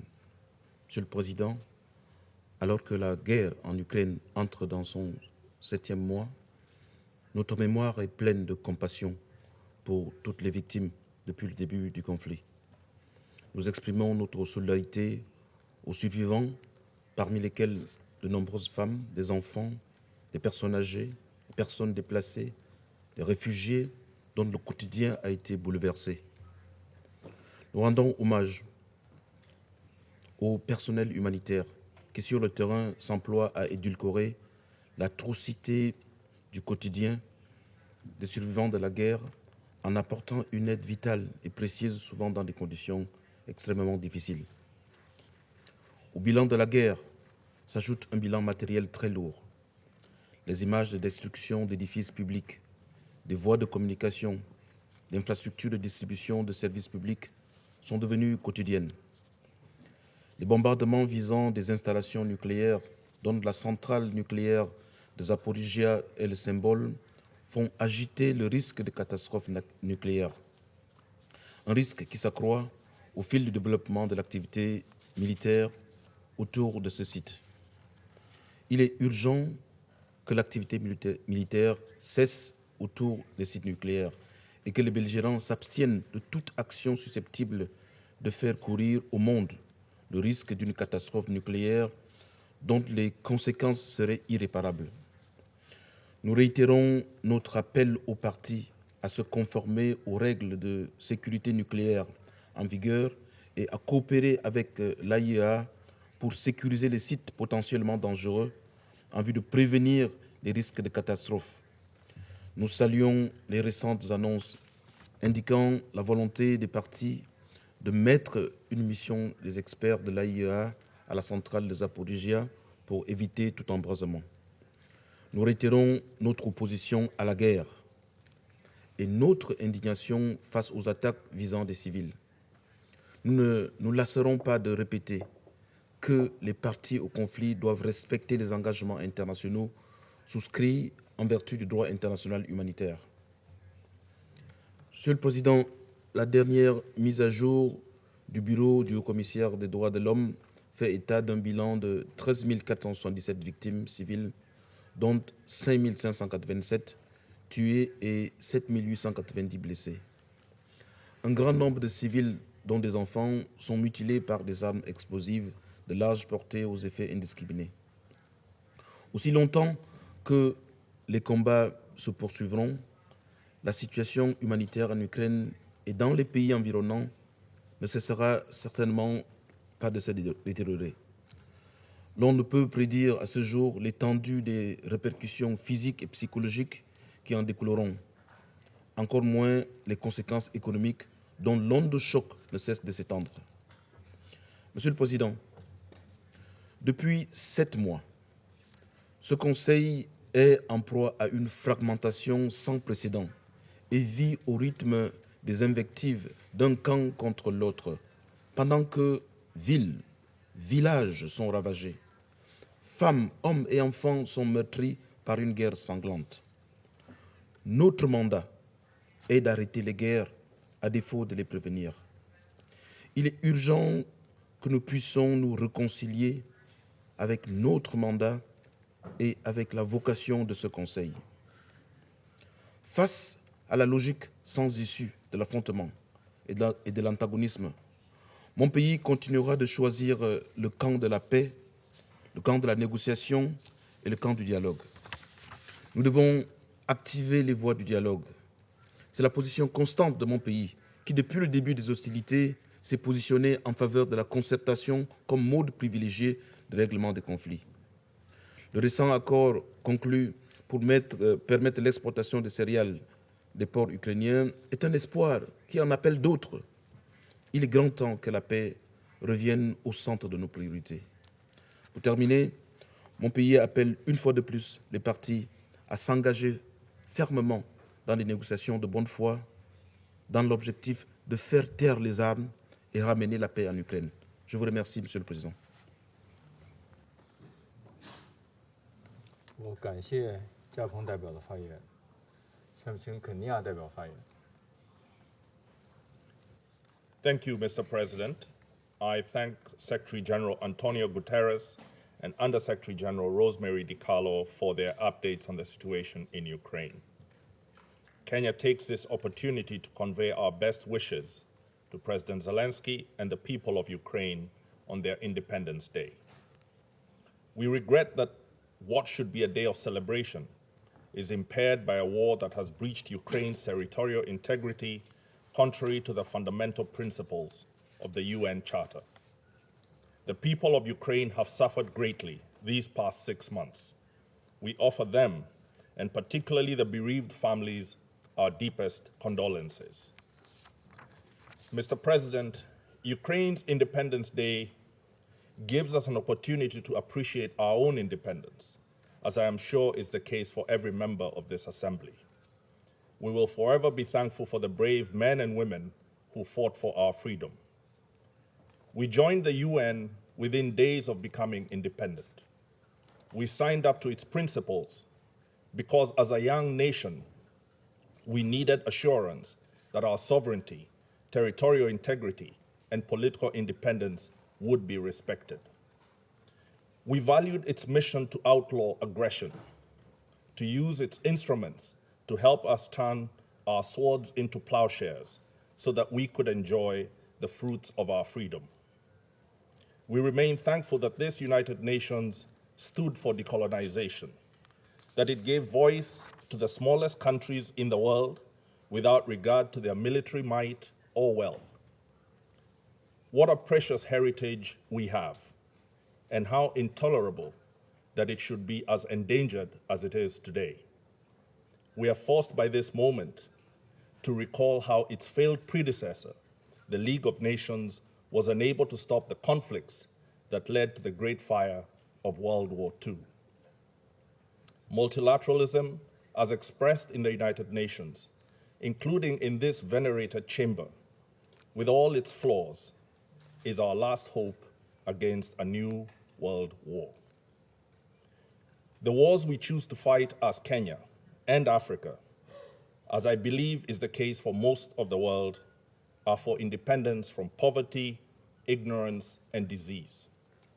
We have no desire to be drawn into a worldwide conflict or for our grievances and disagreements to be the soil in which wars by proxy take root. We see in Ukraine's war a grim warning that we too may be engulfed by the competitions and confrontations that are contributing to its ferocity. That is why we believe that Ukraine's immediate fate is so important to all of us. Ukraine deserves the same freedom and independence that we enjoy. It is a member of our UN in good standing. Its sovereignty, territorial integrity, and political independence should be respected. Its people do not deserve to have their lives and livelihoods destroyed. Unless the Ukraine war is stopped through dialogue and negotiation, it could be the first of a series of conflicts that future historians will name the Third World War. Such a disaster would be different from the last wars and all the wars before them. The dangers of direct conflict between nuclear-armed powers means that most of their confrontations would be undertaken by proxy. Africa and the rest of the world would be thrown into a mirror of the Cold War that shattered our democracies, overthrew and killed our leaders, and robbed us of decades of economic progress. Stopping this war in a manner that adheres to the principles of the UN Charter is what will keep other old grievances from boiling over. Mr. President, not all is lost. Even in such dark times, we must remember that in the past, serious threats to international peace and security have been successfully resolved. There is yet a chance to build on the slim but important success represented by the agreement between the parties for the secure export of Ukraine's food products through the Black Sea, as well as food and fertilizer exports from Russia. We commend the Secretary General and the government of Turkey for their crucial facilitation. The willingness of the parties to negotiate and the alertness, subtle skill, and moral persuasion of the facilitators demonstrate that diplomacy is still able to deliver if given a chance. We cannot leave our fate to the most powerful. Some of them may be bent on domination, but we cannot allow it to be at the expense of our common peace. They may project certainty and great power, but none can know or control the future. It is time for intuitive, bold leadership from any and every country that has influence or leverage to push them to dialogue rather than confrontation. The immediate aim should be for cessation of hostilities in Ukraine, the opening of safe humanitarian corridors and unhindered humanitarian access, and the security of all nuclear installations, especially the Zaporizhzhia nuclear power plant. These should be part of a roadmap to achieving a comprehensive agreement that secures the sovereignty and territorial integrity of Ukraine. Such an end, given the emerging escalation between the great powers, would ideally be linked to a broader negotiation that produces a stable European security order. The principles underlying such an order should adhere to the UN Charter and be utilized to stabilize other parts of the world. In the meantime, Kenya, while in the Security Council and in all relevant forums, will offer every support to positive efforts seeking these aims. We will continue to champion the cause of the Secretary General and his team, who need to be commended for their tireless efforts. In this regard, we applaud his recent visit to Lviv. We also pay tribute to the determined efforts by the UN's agencies, funds, and programs to provide humanitarian aid and comfort to Ukraine's most vulnerable. Their impact is evidence of a depth of competence that we hope is resourced and deployed with equal ambition in other conflict areas. Mr. President, we know that even with a gravely threatened multilateralism, as reflected in this downcast Security Council, a spirit of urgency and imagination can still allow us to forge a just peace for Ukraine. I wish for all Ukrainians their continued independence, as I reaffirm Kenya's respect for Ukraine's sovereignty and territorial integrity. I thank you for your attention. 感谢肯尼亚代表的发言，现在请阿联酋代表发言。 Thank you, Mr. President. And at the outset, I would like to thank the Secretary General for his opening remarks and Under Secretary General De Carlo for her valuable briefing. I want to also express our gratitude to the Secretary General and his team for effective use of his good offices. As the Secretary General said in Odessa, the ships that left Ukrainian ports over the last month carrying grain are indeed vessels of hope. I also thank President Volodymyr Zelenskyy of Ukraine for his briefing, and I'd like to join my colleagues in congratulating President Zelenskyy and all Ukrainians for their country's Independence Day. Today, we mark 6 months since the beginning of the war in Ukraine, and it is difficult to overstate the toll it has had. The dead, the injured, for those remaining in the country, and those forced to flee. A staggering 1/3 of Ukrainians have been displaced from their homes, and 6.6 million have sought refuge across Europe. Beyond Ukraine's borders, the conflict has exacerbated food insecurity and the rise in commodity prices, both of which add to the daily hardship suffered by hundreds of millions of people around the world. The UAE strongly applauds the agreements brokered with the support of the Secretary General and the Republic of Turkey to facilitate the export of grain, food supplies, and fertilizers to global markets. This rare example of tangible progress cannot, however, be the last. It must incentivize more concerted efforts to mitigate the impact of this conflict on the lives of those most in need, and hopefully ensure that we are not here 6 months from now, marking a year of conflict and further global disruption. Mr. President, the UN Charter provides a repertoire of tools to address the peaceful settlement of disputes, none of which are applicable in the absence of the political will to use them. In turn, this requires us, all of us, to recognize that the war will only end through a negotiated settlement, and that all wars must eventually end, as they have done countless times in human history. There is value in the Council's meetings on Ukraine when they're complemented with action, laser-focused on alleviating the suffering of civilians and finding a political path to this war's end. We cannot change the past, but what happens next is a responsibility we all share. In the last few weeks, we have seen signs of progress, particularly the agreements on agricultural exports. We've also taken positive note of the parties' expressed support for the IAEA to send a mission to the Zaporizhzhia nuclear power plant, and we urgently reiterate that this must happen. As the Secretary General has said, the warning lights are flashing, and failure to act could be grave. These initiatives all have the potential as confidence-building measures that could unlock broader political discussions, and we need to work hard to preserve and expand these windows towards viable diplomatic initiatives aimed at de-escalation and resolution. Mr. President, a peaceful, sustainable resolution relies ultimately on the UN Charter and international law as our guiding principle. 6 months in, our call for a cessation of hostilities throughout Ukraine is as relevant as it has ever been. We cannot become inured to this war. The stakes are too high, every life is too precious. The conflict should end now, and we need to see leaders from both sides commit to charting that difficult path forward with all of our support. Thank you, Mr. President. 我感谢阿联酋代表的发言，下面请加纳代表发言。 I thank you, Mr. President.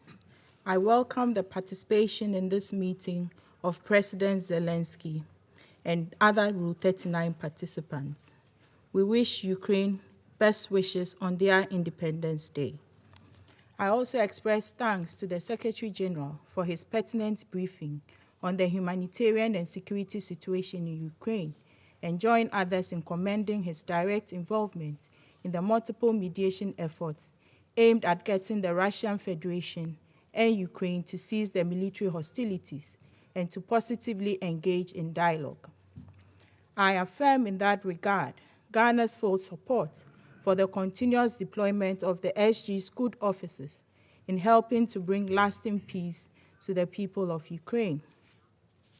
Mr. President, the Black Sea Grain Initiative and the agreement on promoting the access of Russian food products and fertilizers to world markets, both secured under the auspices of the United Nations, with the active facilitation, by other key actors have proven that with persistent diplomacy, an acceptable political solution could be found to the ongoing military hostilities in Ukraine. Now more than ever, we must seize on the positive momentum generated by these two outcomes and intensify efforts to find other avenues to significantly diffuse the dangerously escalating tensions. Indeed, since the initial on July 27th and the subsequent implementation, the maritime humanitarian corridor in the Black Sea created by the initiative has enabled more than 500,000 metric tons of grain and other foodstuffs to be evacuated from Ukraine's southern ports to various parts of the world, which hitherto had been reeling under the threat of hunger and food insecurity. We urge the members of this council to overcome their persistent divide and work in a constructive manner to bring the weight of the council's authority in support of such initiatives. Mr. President, the mounting death toll and the destruction to economic infrastructure in Ukraine remain a matter of deep concern to Ghana. The deliberate targeting of nuclear facilities meant for peaceful purposes has further heightened our fears that a dangerous phase has begun in this senseless war. We stress the need for the parties to heed our genuine calls, including that of the international community, to end the war. Further, we urge the demilitarization of all the zones around Ukraine's nuclear facilities and affirm our support for international inspectors to be allowed access to the facilities in line with established norms. Beyond the fact that there is no military solution to the substantive security concerns of the parties, the war is unfortunately accentuating geopolitical tensions in many areas, exerting further strain on the already fragile international order. We share the conviction that any miscalculation could potentially result in a wider conflict in Europe, with long-term irreparable damage to the global peace and security architecture. We therefore continue to urge maximum restraint on the part of all the key actors and for an unconditional respect of the obligations imposed by the Charter. In that regard, we encourage all parties to the conflict to seek pacific settlement, as there should be no question about the need to respect international law, which underpins the current rules-based international order. Mr. President, in conclusion, we wish to underscore that it is crucial for the lives and safety of civilians, particularly women and children, caught up in the ongoing war, to be prioritized above every other consideration. We therefore renew our call on the Russian Federation to withdraw all its invading troops from the internationally recognized borders of Ukraine and pursue diplomacy and dialogue to resolve its legitimate security concerns. I thank you. 谢谢。下面请印度代表发言。 Thank you, Mr. President. We thank the Secretary General for his comprehensive briefing on his visit to Ukraine last week. We thank USD DiCarlo for her intervention. I also join my foreign minister in conveying our greetings today to the people of Ukraine on the occasion of their Independence Day. As we meet to mark 6 months since the beginning of the ongoing conflict in Ukraine, India is ready to dispatch its 12th consignment of humanitarian aid to Ukraine, consisting of 26 types of medicines, including hemostatic bandages meant to stem the bleeding of deep wounds in children and adults. This was a specific request by the Ukrainian side, and we have made sure that we will be reacting in the fastest possible time to meet this. In the last 6 months, India has dispatched 11 consignments of approximately 97.5 tons of humanitarian aid to Ukraine and neighboring countries such as Romania, Moldova, Slovakia, and Poland. Ukraine and its neighboring countries had offered their full support in the relief and evacuation operation of around 22,500 Indian nationals in February-March this year. This humanitarian aid and assistance symbolizes the human-centric development approach of the Government of India, a central tenet of our national beliefs and values, which perceives the whole world as one family. India remains deeply concerned over the situation in Ukraine. The conflict has resulted in loss of lives and countless miseries for its peoples, particularly for women, children, and the elderly, with millions becoming homeless and forced to take shelter in neighboring countries. We believe that going forward, we need to focus on the following aspects. 1. In terms of diplomacy, India continues to advocate for an immediate cessation of hostilities and an end to violence. We encourage talks between Ukraine and Russia. Prime Minister Narendra Modi has himself more than once spoken to them in this regard. 2.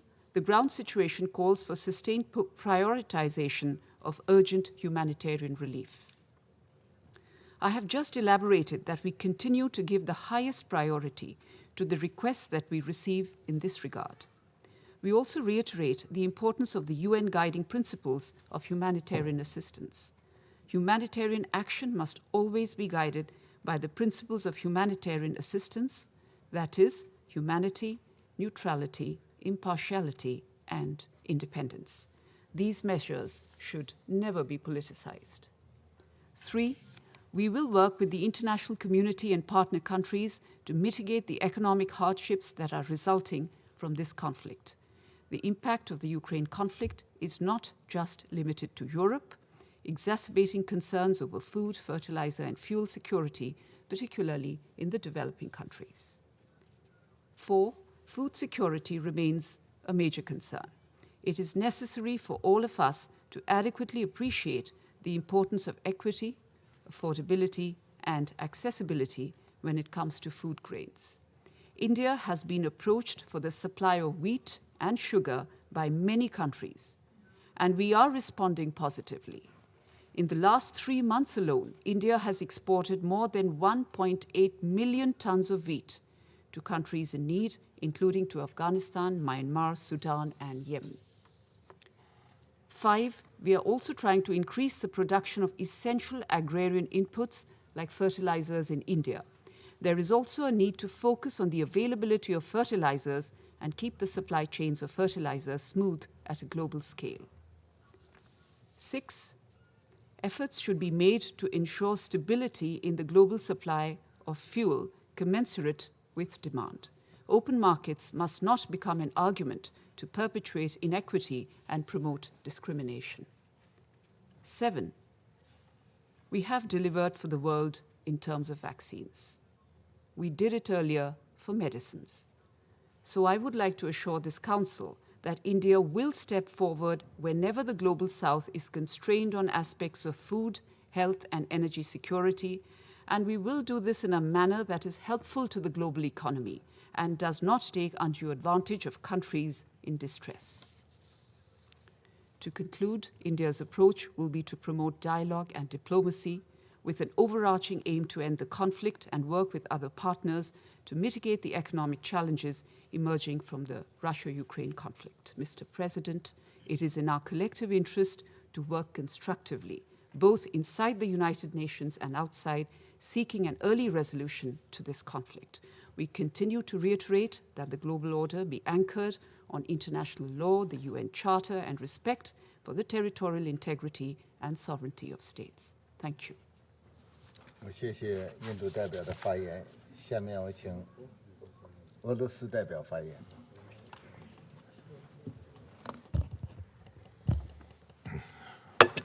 Господин председатель, к выступлению президента Украины. Причина, по которой члены Совета в свое время решили избегать подключения зарубежных лидеров по видеосвязи, состоит еще и в стремлении избежать технических накладок, которые мы только что наблюдали в ходе выступления господина Зеленского. Уловить что-то из которого подчас было очень сложно. Надеемся, что наша позиция в пользу необходимости очного участия в заседаниях подобных приглашенных, хотя бы из уважения к ним, стала более понятна тем, кто следит за сегодняшним заседанием. Господин председатель, вчера мы собирались здесь в связи с конкретной угрозой международному миру и безопасности, продолжающимися бомбардировками Киевом Запорожской атомной электростанции, которые ставят Европу на грань ядерной катастрофы. Мы приняли к сведению разъяснение генерального секретаря, почему он не принял участие в вчерашнем заседании. Сегодняшняя же встреча формально вообще не привязана к развитию ситуации на Земле и призвана продемонстрировать неизменную поддержку западных делегаций любых действий киевского режима. Мы предсказуемо наслушались мантр про российскую агрессию. Как мы уже говорили, за последние 200 лет иных объяснений для проблем европейской безопасности, кроме как ссылок на действия России, на Западе так и не появилось. Наслушались мы сегодня и утверждения о катастрофических последствиях 6 месяцев военных действий для мирного населения Украины. Никто не спорит, украинцам сегодня приходится нелегко. Однако ответственность за это несет киевский режим, пришедший к власти в 2014 году в результате осуществленного при помощи ряда западных государств антиконституционного переворота.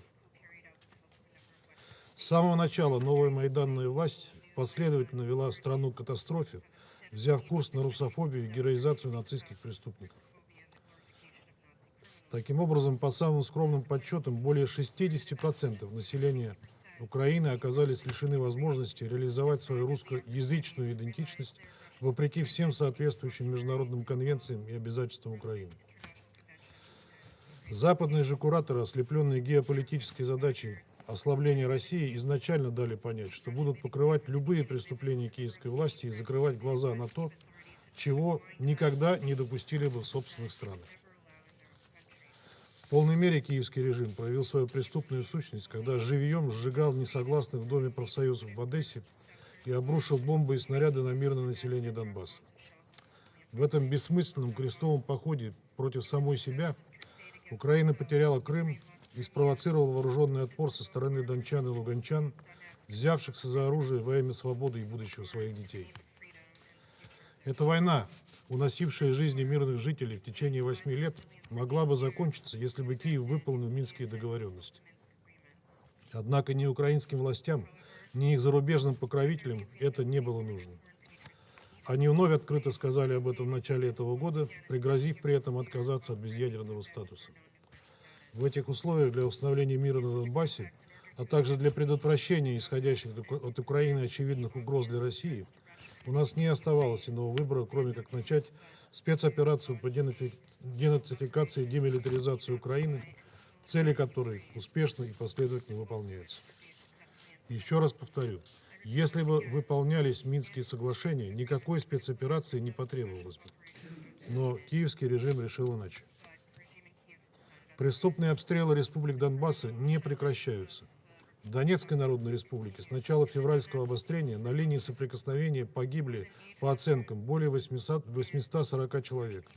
Ранено около 2800. В Луганской Народной Республике 80 человек убиты, свыше 250 получили ранения.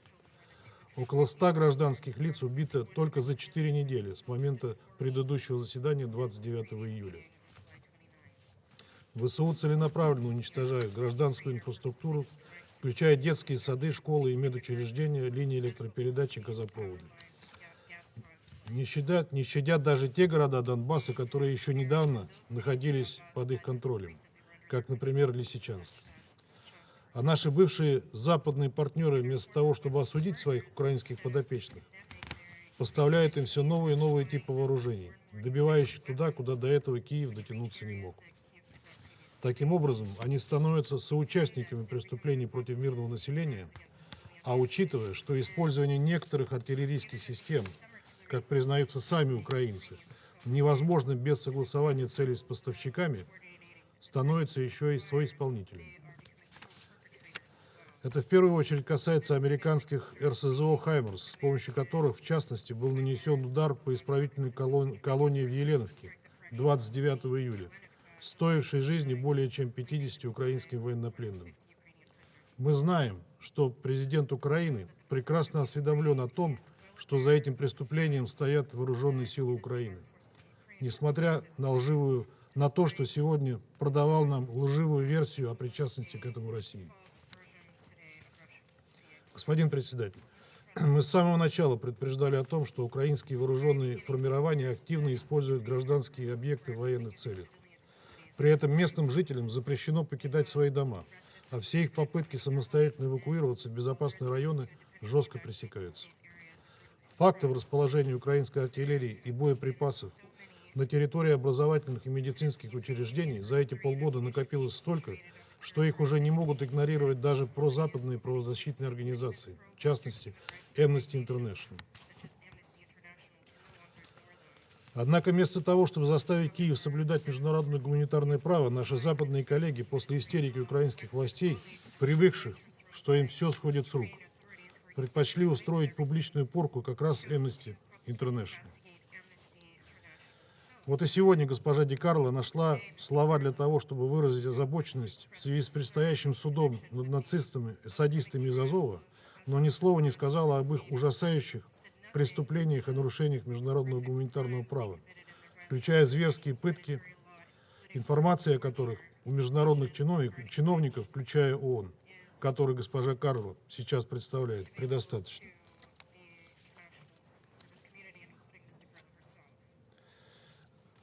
В том числе и ООН, который госпожа Ди Карло сейчас представляет, предостаточно. Выглядит все это, честно говоря, крайне цинично и беспринципно и девальвирует продвигаемые Западом ценности свободы слова и защиты прав человека. Жаль, что вы этого не понимаете. Зато это хорошо понимают простые украинцы, сталкивающиеся со зверствами ВСУ и Нацбатов и их бесчеловечными методами. Приведу здесь только один пример. На заседании в июле мы уже показывали вам фото противопехотной мины «Лепесток». Сегодня для большей наглядности продемонстрирую вам учебный макет такой мины, которую украинские войска сотнями разбрасывают в Донбассе на освобожденных российской армией территориях и даже закидывают на территорию России. Представьте, что такой вот неприметный лепесток лежит на земле среди травы. Он может быть и камуфляжного цвета, что делает его практически невидимым на земле. Учитывая, что ВСУ разбрасывают эти мины в городах и селах далеко в тылу, они представляют угрозу вовсе не для солдат. Нет, они специально рассчитаны на мирных жителей, в особенности на детей, которые рискуют наступить или из любопытства взять в руки такую игрушку. Всего в ДНР зафиксировано уже 47 случаев подрыва на таких минах. Лепесток – живое свидетельство садистского и изуверского характера киевского режима, символ его реального отношения к народу Востока и Юго-Востока страны. Разумеется, люди это видят и понимают. Отсюда и отношение к российским солдатам как к освободителям, повсеместно распространенное на освобожденных территориях. Это никак не вписывается в нарратив, продвигаемый Киевом и его западными спонсорами. Поэтому Украина прибегает к тактике террора и запугивания в Херсонской, Запорожской и Харьковской областях. Но настроение людей, увидевших реальное лицо киевской власти, это изменить не может. Киев проигрывает борьбу за умы, а его западные спонсоры, ведущие на Украине войну по доверенности с Россией до последнего украинца, все глубже погрязают в поддержке антинародного, античеловечного режима, закрывая глаза на проявление неонацизма, крайнего национализма и русофобии. При этом еще и стреляют себе в ногу тщетными попытками изолировать Россию политически и экономически. Впрочем, за это вам отчитываться перед своими избирателями и налогоплательщиками. Как и отвечать перед международной общественностью за беспрецедентную и лживую кампанию по дискредитации России, которую вы развязали. Никогда еще после геббельсовской нацистской пропаганды мир не сталкивался с подобным уровнем фальсификации и подтасовок, которые продвигают западные и украинские специалисты по психологическим операциям. Не сомневаюсь, что история даст им правильную оценку. Наш албанский коллега вещал нам сегодня в стиле аль-Альбанес про российских заключенных, которых якобы рекрутирует российская власть. Но забыл упомянуть о выпущенных из украинских тюрем украинских заключенных, которым раздали оружие в самые первые дни специальной военной операции, и которые прославились мародерством и убийствами, и которые до сих пор продолжают терроризировать украинские города. Мы подробно остановимся на этом на одном из будущих заседаний. Господин председатель, своего рода историей успеха принято считать так называемую Черноморскую инициативу Генерального секретаря ООН, особенно в части, касающейся беспрепятственного вывоза продовольствия из Украины. Однако и здесь есть настораживающие тенденции. За 4 недели экспортных операций из 34 сухогрузов только один направился в Африку. Это совершенно не вяжется с изначально заявленными целями борьбы с голодом в странах, остро нуждающихся в зерновых. Здесь, конечно, стоит вспомнить имиджевый провал при отправке судна первопроходца «Разони», который по факту привезло в Ливан не пшеницу, которую там ждали, а кукурузу и при этом фуражную. На этом фоне много размышлений вызывает комментарий генерального секретаря в порту Одессы 19 августа о том, что вывоз зерновых и снижение цен на глобальных рынках продовольствия не принесут облегчения нуждающимся странам, которые все равно не могут позволить себе его купить. Эта ситуация со всей очевидностью раскрывает истинные причины проблем с глобальной продбезопасностью. Дело здесь совершенно не в украинском зерне. Главная причина – собственные экономические просчеты западных стран и последствия антироссийских санкций, о которых мы неоднократно говорили в этом зале. Именно санкции из-за разрыва логистических и финансовых цепочек спровоцировали резкий спад предложения на рынках. Оправданиями о якобы таргетированном характере односторонних мер людей не накормишь. Призываем всех причастных со всей серьезностью отнестись к пакетному характеру Черноморской инициативы и не откладывать решение финансовых и логистических проблем, препятствующих экспорту российского продовольствия и удобрений на мировой рынок. Подчеркиваем, что продлению зерновой сделки, срок которой 120 дней со дня подписания, будут способствовать осязаемые результаты для российских внешнеэкономических операторов, эквивалентные тому, что мы видим для украинского экспорта. Пока в этой части зерновой сделки есть существенный резерв. Господин председатель, не секрет, что сегодняшнее заседание, запросившие его западные коллеги, хотели обязательно приурочить ко Дню независимости Украины. Сегодня об этом было сказано достаточно много. Ряд наших коллег прямо указывает на Россию как на угрозу украинской независимости. Не согласимся с этим.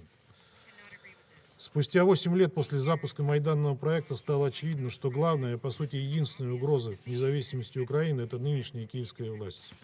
За эти годы сформировались заметные невооруженным взглядом и глазом прочные механизмы внешнего управления Украиной.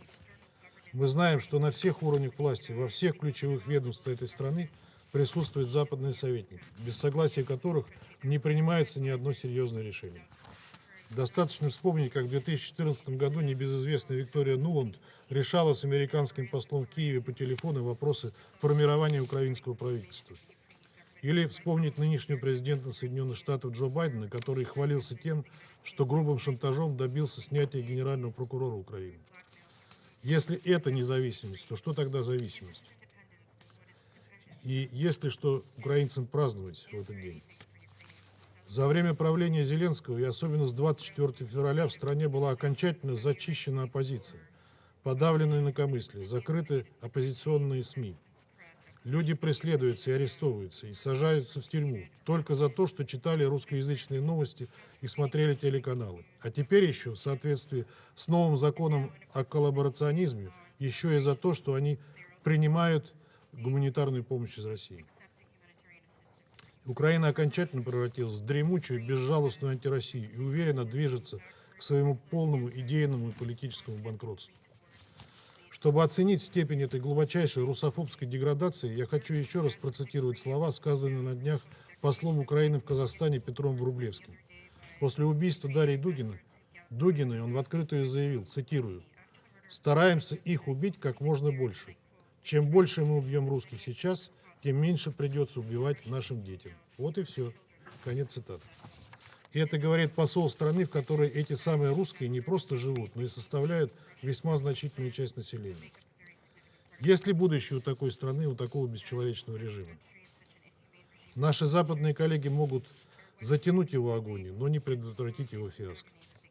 Поэтому в завершении хотел бы пожелать братскому украинскому народу обрести, наконец, свободу и получить возможность строить такое общество, которое уважало бы элементарные права человека и национальную идентичность и жило бы в мире со своими соседями.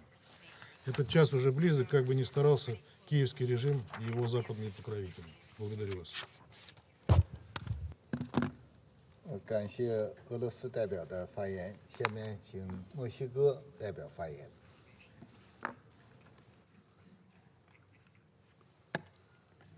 Muchas gracias, señor presidente. Señor presidente, mi delegación agradece al secretario general y a la secretaria general adjunta por sus presentaciones. Hemos escuchado con gran interés y profundo respeto la intervención del presidente Zelenskyy de Ucrania, cuya independencia celebramos hoy, mañana y siempre. También hemos seguido con mucho cuidado, con mucha atención, las recientes visitas del secretario general a Ucrania y a Turquía. Reconocemos su liderazgo y sus esfuerzos que han llevado a importantes acuerdos para limitar el impacto de la crisis de alimentos y devolvernos la esperanza.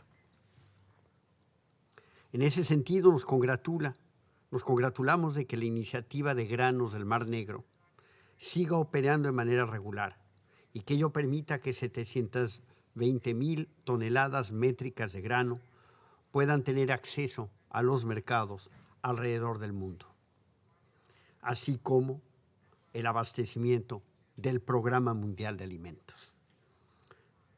Todo esto parece estar teniendo, al fin, un efecto estabilizador importante. México considera que los avances en el marco de esta iniciativa de granos del Mar Negro es un gran hito diplomático en tiempos de conflicto armado. En ese sentido, quisiera reconocer también la importantísima labor del presidente de Turquía en la obtención de este acuerdo.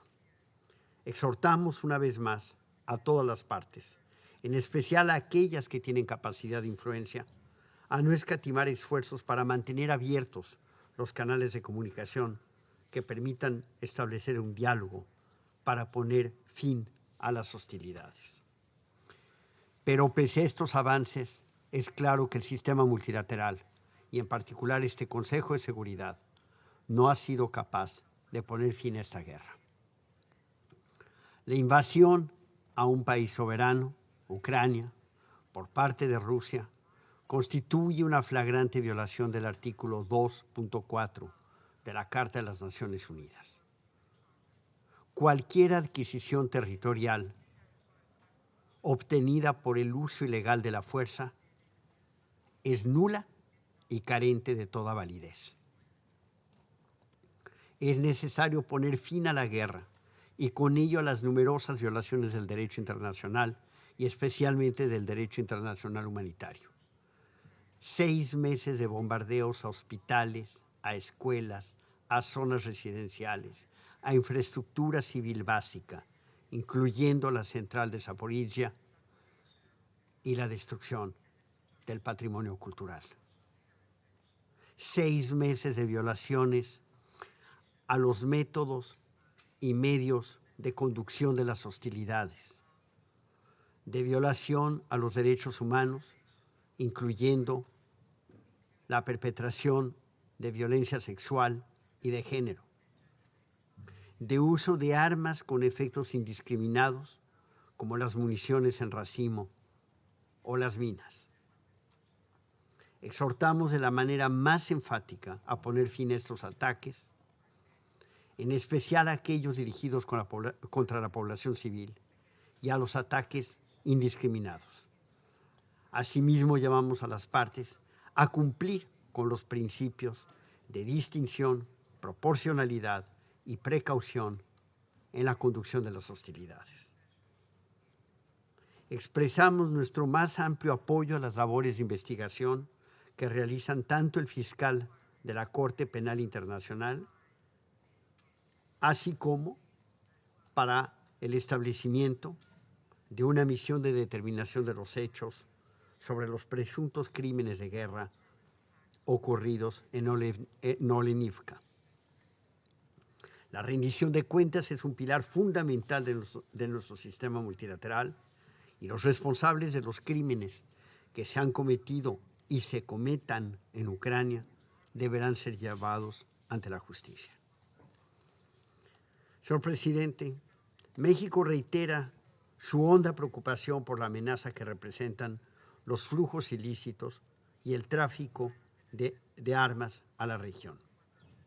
Es necesario mantener una vigilancia sobre el ciclo completo de vida de las armas, desde su transferencia, pasando por la intermediación y concluyendo en quienes resultan ser los usuarios finales. Debemos orientar las acciones para evitar que las armas caigan en manos de quienes nunca deberían tenerlas, especialmente cuando las hostilidades han concluido. El trabajo de México en este Consejo seguirá enfocado en avanzar y cimentar la construcción de la paz en Ucrania. En esta línea, quisiera reiterar nuestro llamado urgente a negociar un cese a las hostilidades y a buscar la solución por la vía del diálogo y la diplomacia. Concluyo reafirmando nuestro apoyo a la independencia, soberanía e integridad territorial de Ucrania dentro de sus fronteras internacionalmente reconocidas. Son principios consagrados en la Carta de las Naciones Unidas y todos los aquí presentes nos comprometimos a respetarlos y a hacerlos respetar. Muchas gracias. 我感谢墨西哥代表的发言。我现在以中国代表的身份发言。各位同事，中方在乌克兰问题上的立场是一贯的、明确的。我们始终主张，各国主权、领土完整都应该得到尊重，联合国宪章宗旨和原则都应该得到遵守，各国合理安全关切都应该得到重视，一切有利于和平解决危机的努力都应该得到支持。然而，乌克兰危机还在延续，战事还在扩大，外溢影响还在蔓延，和平的前景还没有出现。国际社会迫切希望早日恢复和平，也期待安理会能够为此发挥应有的作用。应该反思的是，安理会是否找到了解决问题的正确方向，是否为缓和局势付出了切实努力。中方愿同所有爱好和平的国家一道，致力于劝和促谈，推动局势缓和降温。当务之急，我们认为应该从以下几点着手。第一，要为冲突设置安全法。国际人道法应当成为冲突当事方的行为准则。平民和民用设施不能作为军事打击的目标。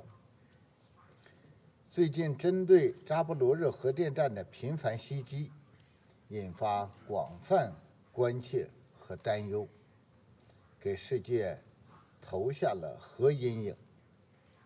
中方再次呼吁有关当事方保持克制、谨慎行事，避免采取危及核设施安全和安保的行动，守好核安全的红线。我们也期待国际原子能机构能够早日对扎波罗热核电站开展实地访问，对形势作出专业技术评估，以利于采取后续措施，防范核灾难的发生。第二，要全力减少人道冲击。国际社会既要努力帮助乌克兰难民和流离失所者渡过难关，也要尽力减轻冲突对全球粮食、能源、金融稳定造成的冲击。中方赞赏古特雷斯秘书长和有关各方为促成粮食外运协议签署做出的努力。高兴地看到已有20多艘粮船70多万吨粮食从乌克兰运往世界各地，这对平抑粮价上涨势头、稳定国际粮食市场、缓解发展中国家粮食短缺发挥了重要作用。消除俄罗斯粮食化肥面临的出口障碍同样十分重要。希望联合国能够根据同俄罗斯签署的备忘录，推动解决有关国家滥施制裁带来的寒蝉效应，保障全球产业链供应链稳定畅通运行。发展中国家正处在困难时期，削减官方发展援助无异于雪上加霜。发达国家应当正视由此造成的人道影响，采取负责任的政策措施。第三，要给外交解决留出路。和平从来不是靠制裁施压、输送武器得来的，而是需要各方共同争取和维护。无论形势多复杂，分析多严峻，外交对话的大门都不能关上。粮食外运问题取得积极进展，让我们看到了外交努力的潜力和政治解决的可能。希望俄乌双方继续保持对话沟通，争取早日重返外交谈判，为停火止战不断积累势头和条件。美国和北约应该好好反思自身角色，将精力和重点放到真正有利于促进和平的事情上来，而不是拱火浇油。各位同事，乌克兰危机和最近国际上发生的一系列紧张事态表明，在这个迫切需要团结合作、共赢挑战的时代，必须高度警惕任何蓄意挑衅、加剧分裂对抗的企图，守护好全球战略稳定，绝不允许世界滑向新冷战。事实证明，冷战思维、集团对抗坚决要不得。冷战结束30多年，北约一再东扩，非但没有让欧洲更安全，反而埋下冲突的种子。人类是不可分割的安全共同体，实现共同安全最符合各国共同利益。一国安全不能以损害他国安全为代价，地区安全也不能以强化军事集团来保障。在21世纪的今天，冷战思维、零和博弈早已过时，迷信军事武力，谋求绝对安全，只会导致地区局势轮番升级，不符合任何一方利益。事实证明，脱钩断链、选边站队坚决要不得。各国经济已经深度融合，少数国家大肆出台单边制裁和长臂管辖，将经贸科技政治化、武器化，大搞脱钩断链、小院高墙，进一步加剧发展中国家的民生困难，威胁全球粮食、能源、金融安全。发展中国家没有责任为地缘冲突和大国博弈埋单，也有权利独立自主决定自身的对外政策，不应该被强迫选边站队。事实证明，双重标准选择适用，坚决要不得。遵守联合国宪章宗旨和原则，尊重主权和领土完整，不应只是口头引用，而应在实践中真正落实，在不同国家、不同问题上一以贯之，言行合一。对于国家主权和领土完整，中国人民有着真实而深刻的理解和感受。中方一贯尊重他国主权和领土完整，也必将坚决维护自身主权和领土完整。乌克兰危机是对我们这一代人维护和平能力的重大考验。站在历史的十字路口，是要和平还是要动荡？要合作还是要对抗？要进步还是要倒退？我们必须做出无愧于历史、无愧于人民的选择。我现在恢复行使安理会主席的职责。我现在请欧洲联盟驻联合国代表团临时代办贡扎托先生阁下发言。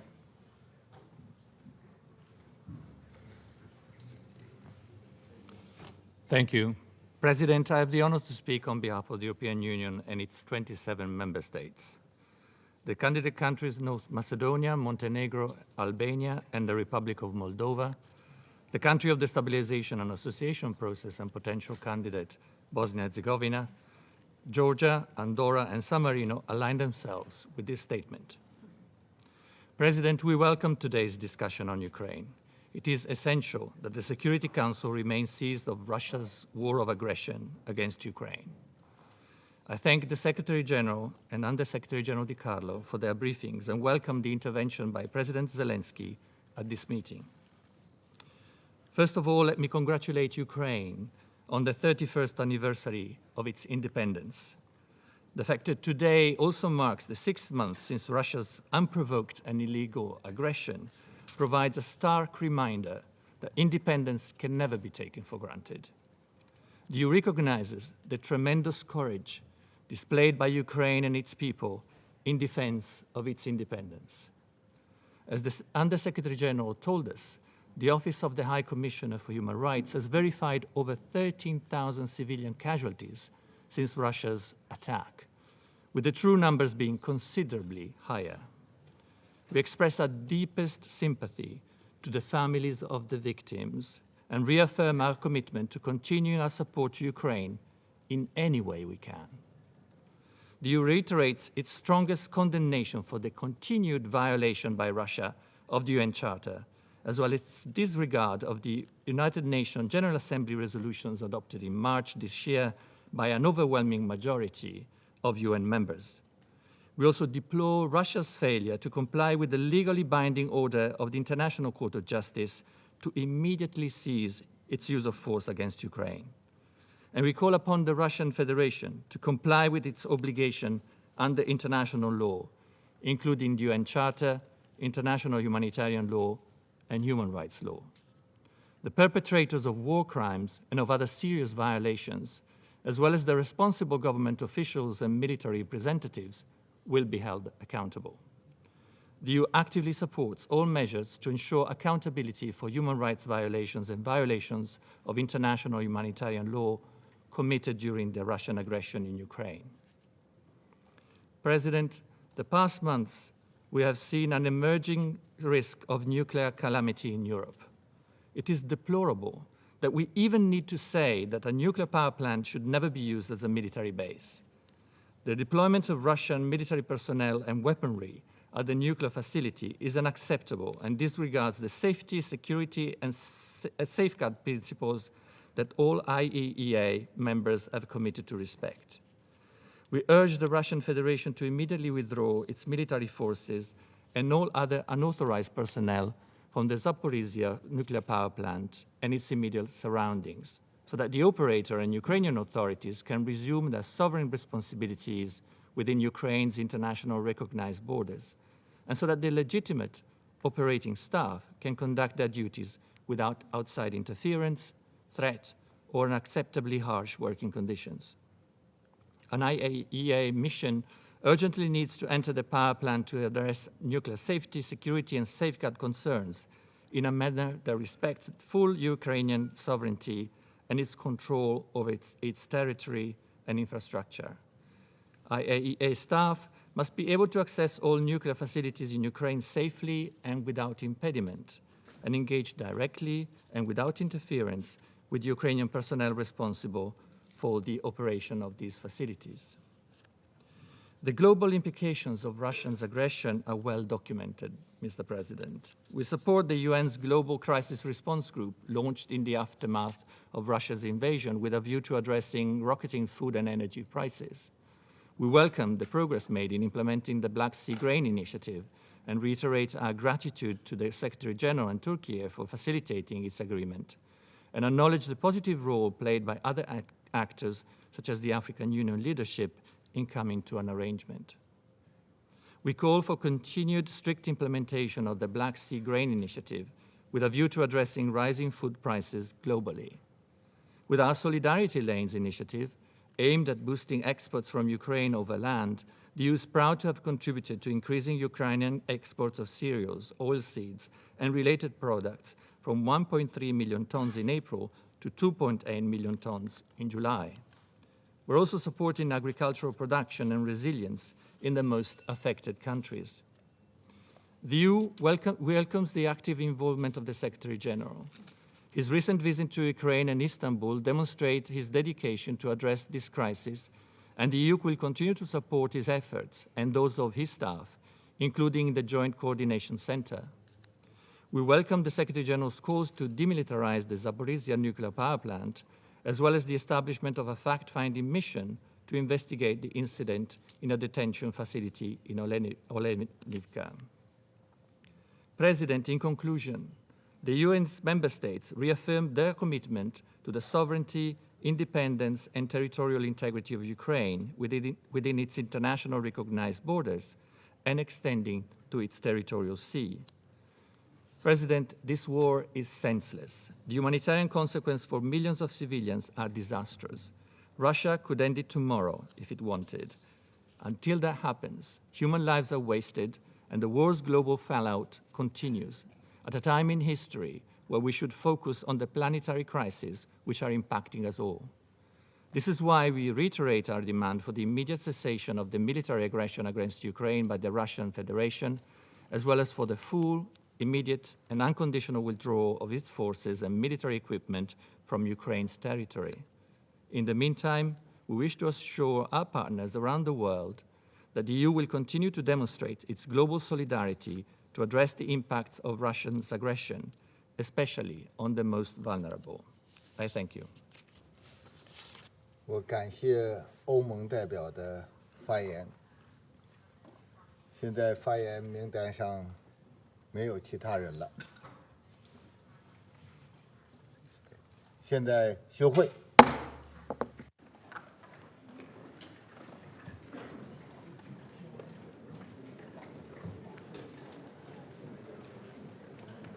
Nothing, they are not contacting, not negotiating. President Zelenskyy is saying that the condition to negotiate is full Russian withdrawal from the territory of Ukraine, and that does not limit, he does not limit it to the current status, but to the previous one as well.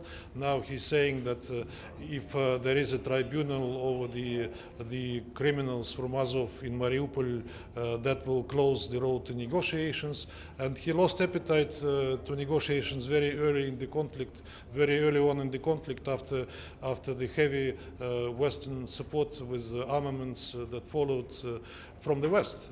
And we clearly see no appetite for negotiations from him now as well, which was proved by what he was saying today at today's meeting. Ambassador, the UN is saying that they are waiting for assurances from both Russia and Ukraine for the IAEA visit to take place. Is Russia to Is Russia ready to give those assurances? What are your conditions for this visit? We said it from day one that we are prepared to give assurances for what we are responsible for.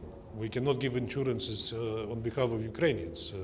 And given that the station is being shelled by the Ukrainian side, which is fait accompli, despite what they are saying about it, we cannot guarantee it on their behalf. We can guarantee on our behalf that we can provide security in an area where we are responsible. Do you think it can happen soon, the mission? The sooner the better. Hopefully early August, late August, early September, but that depends on the result of the negotiations between you and us in Ukraine. Thank you. Do you have any opinion on this idea of a permanent presence of the IAEA? I'm not a nuclear specialist, but I would personally welcome it. Let's see how the parties, to what the parties will agree. Thank you.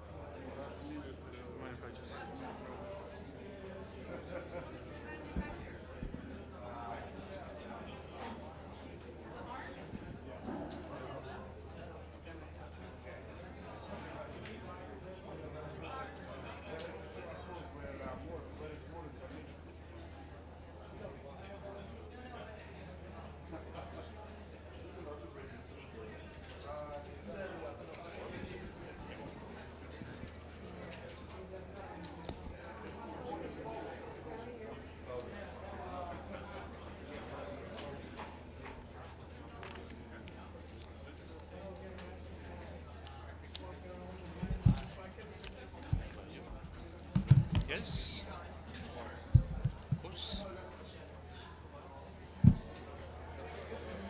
All right, how are you, all of you? We will wait for a moment to allow my dear colleagues to join.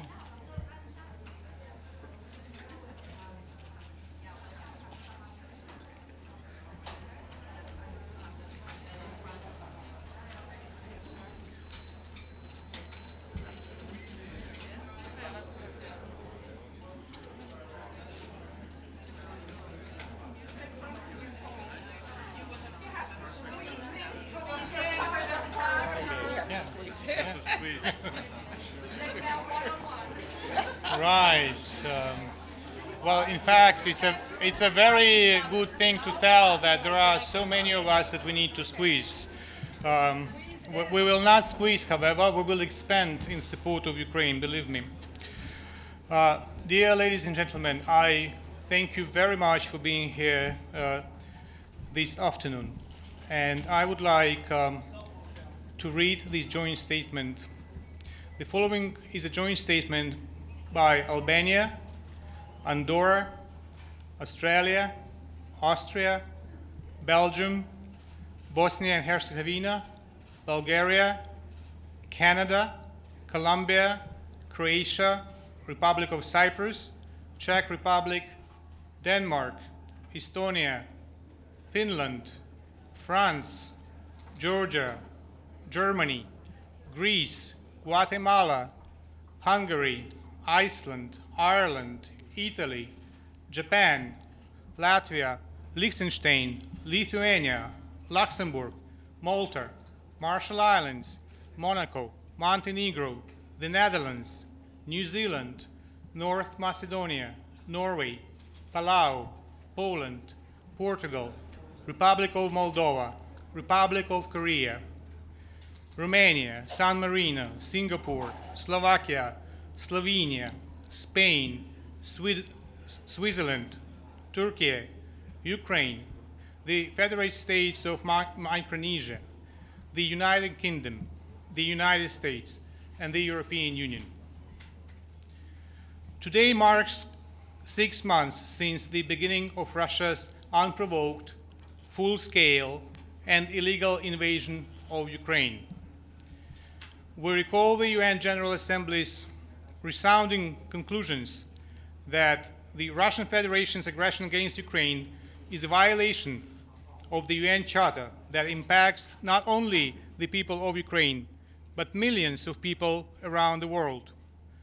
We deplore the Russian Federation's failure to implement UN General Assembly Resolution A/ES/11/1 of the 2nd of March 2022 and the Resolution A/ES/11/2 of the 24th of March 2022, as well as its failure to comply with the legally binding order by the International Court of Justice of 16th of March 2022, in particular, its failure to immediately cease its use of force against Ukraine.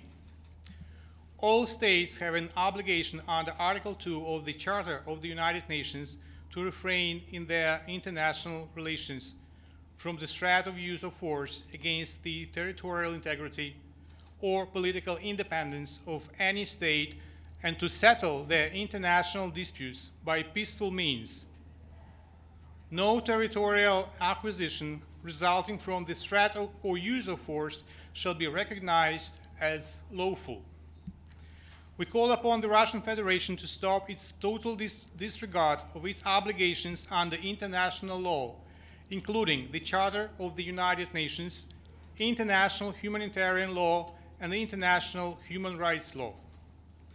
Today, we reaffirm our solidarity with the people of Ukraine, pay tribute to all those who have sacrificed their lives for the independence of Ukraine, and express our deepest sympathy and condolences to the families of the victims of the ongoing aggression against Ukraine.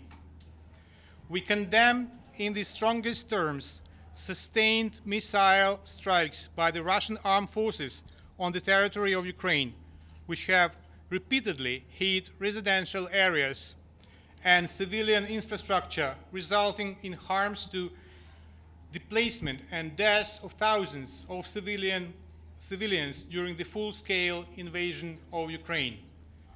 We remain committed to the sovereignty, independence, unity, and territorial integrity of Ukraine within its internationally recognized borders, extending to its territorial waters. Today, once again, we reiterate our demand for the immediate cessation of hostilities by the Russian Federation against Ukraine, of all attacks directed against civilians and civilian infrastructure, and the full, immediate, and unconditional withdrawal of the Russian forces and military equipment from the territory of Ukraine. End of statement. Thank you. Just ask. It's the discretion of my colleagues and their availability. We just asked, well, the Russian ambassador just came out and showed a mine that he said was planted in Russian-occupied territory by the Ukrainians. I wondered whether you had any response to that, and we also asked whether we were going to be back here in a year doing a first anniversary, and he said basically he wasn't a magician, couldn't prognosticate. Right, I speak on my own behalf, so it doesn't mean that all of our colleagues may share my opinion. It is a very private opinion. My private opinion is that I would be very much surprised that Ambassador Nebenza lasts for another year in New York. for many reasons. When it comes to allegations, all allegations should be investigated. Therefore, Ukraine cooperates with all relevant international structures to investigate all atrocities and all allegations about war crimes committed in the territory of Ukraine in the course of this invasion. But let me remind you as well that the war against Ukraine did not start on the 24th of February, European time. The war against Ukraine started in the year 2014, and everything should be investigated. And I hope that the Russian Federation cooperates with the international investigation. Thank you. Is Ukraine ready to welcome the IAEA inspection team, and are there any conditions that Ukraine has for them to access the plant?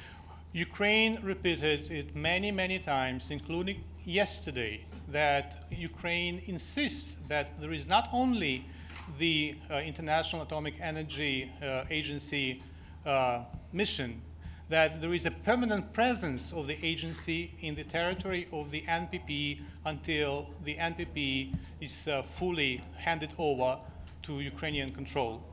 There is an exchange of letters between the Director General and the Foreign Minister Kuleba.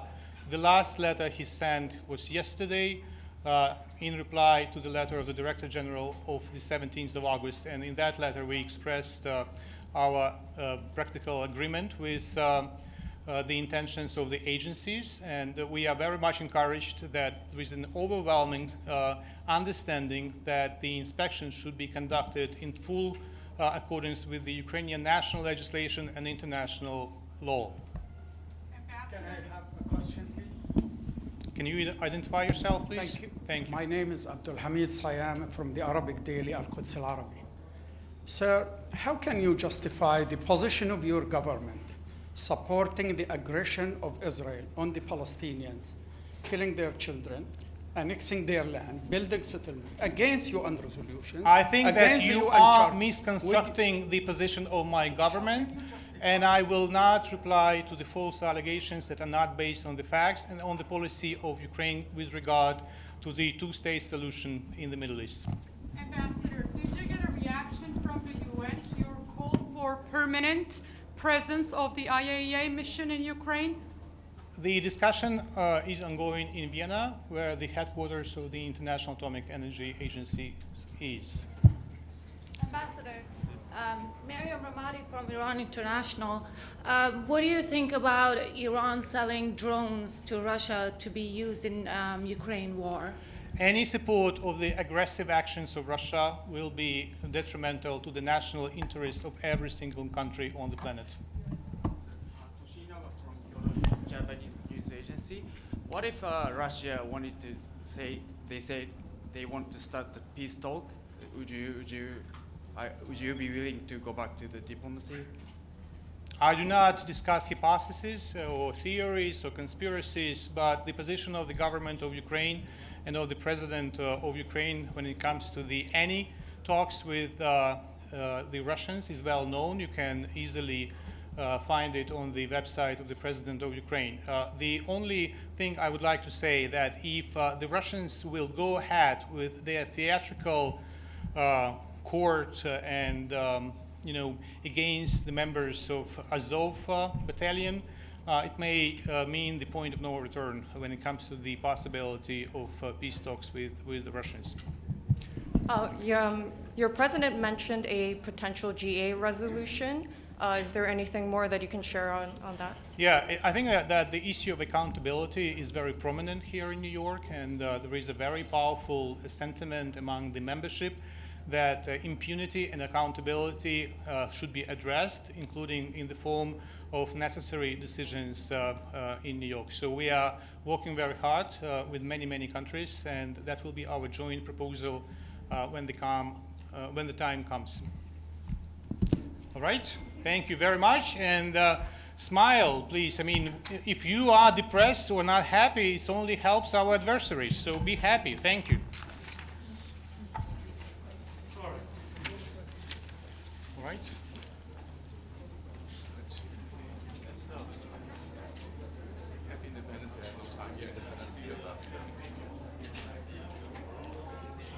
What did you say? So, so we go this way or that way? Be there in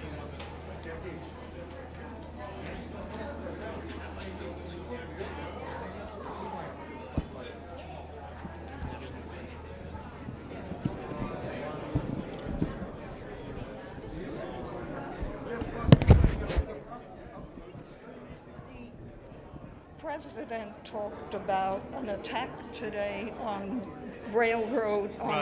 Yes. We couldn't, because of the sound, we couldn't Right. hear what he said I'm sure about that casualties. Right. I don't know. I mean, I have to verify the full text with his official website. So I will go myself on the website of the President to check on the latest text. Right.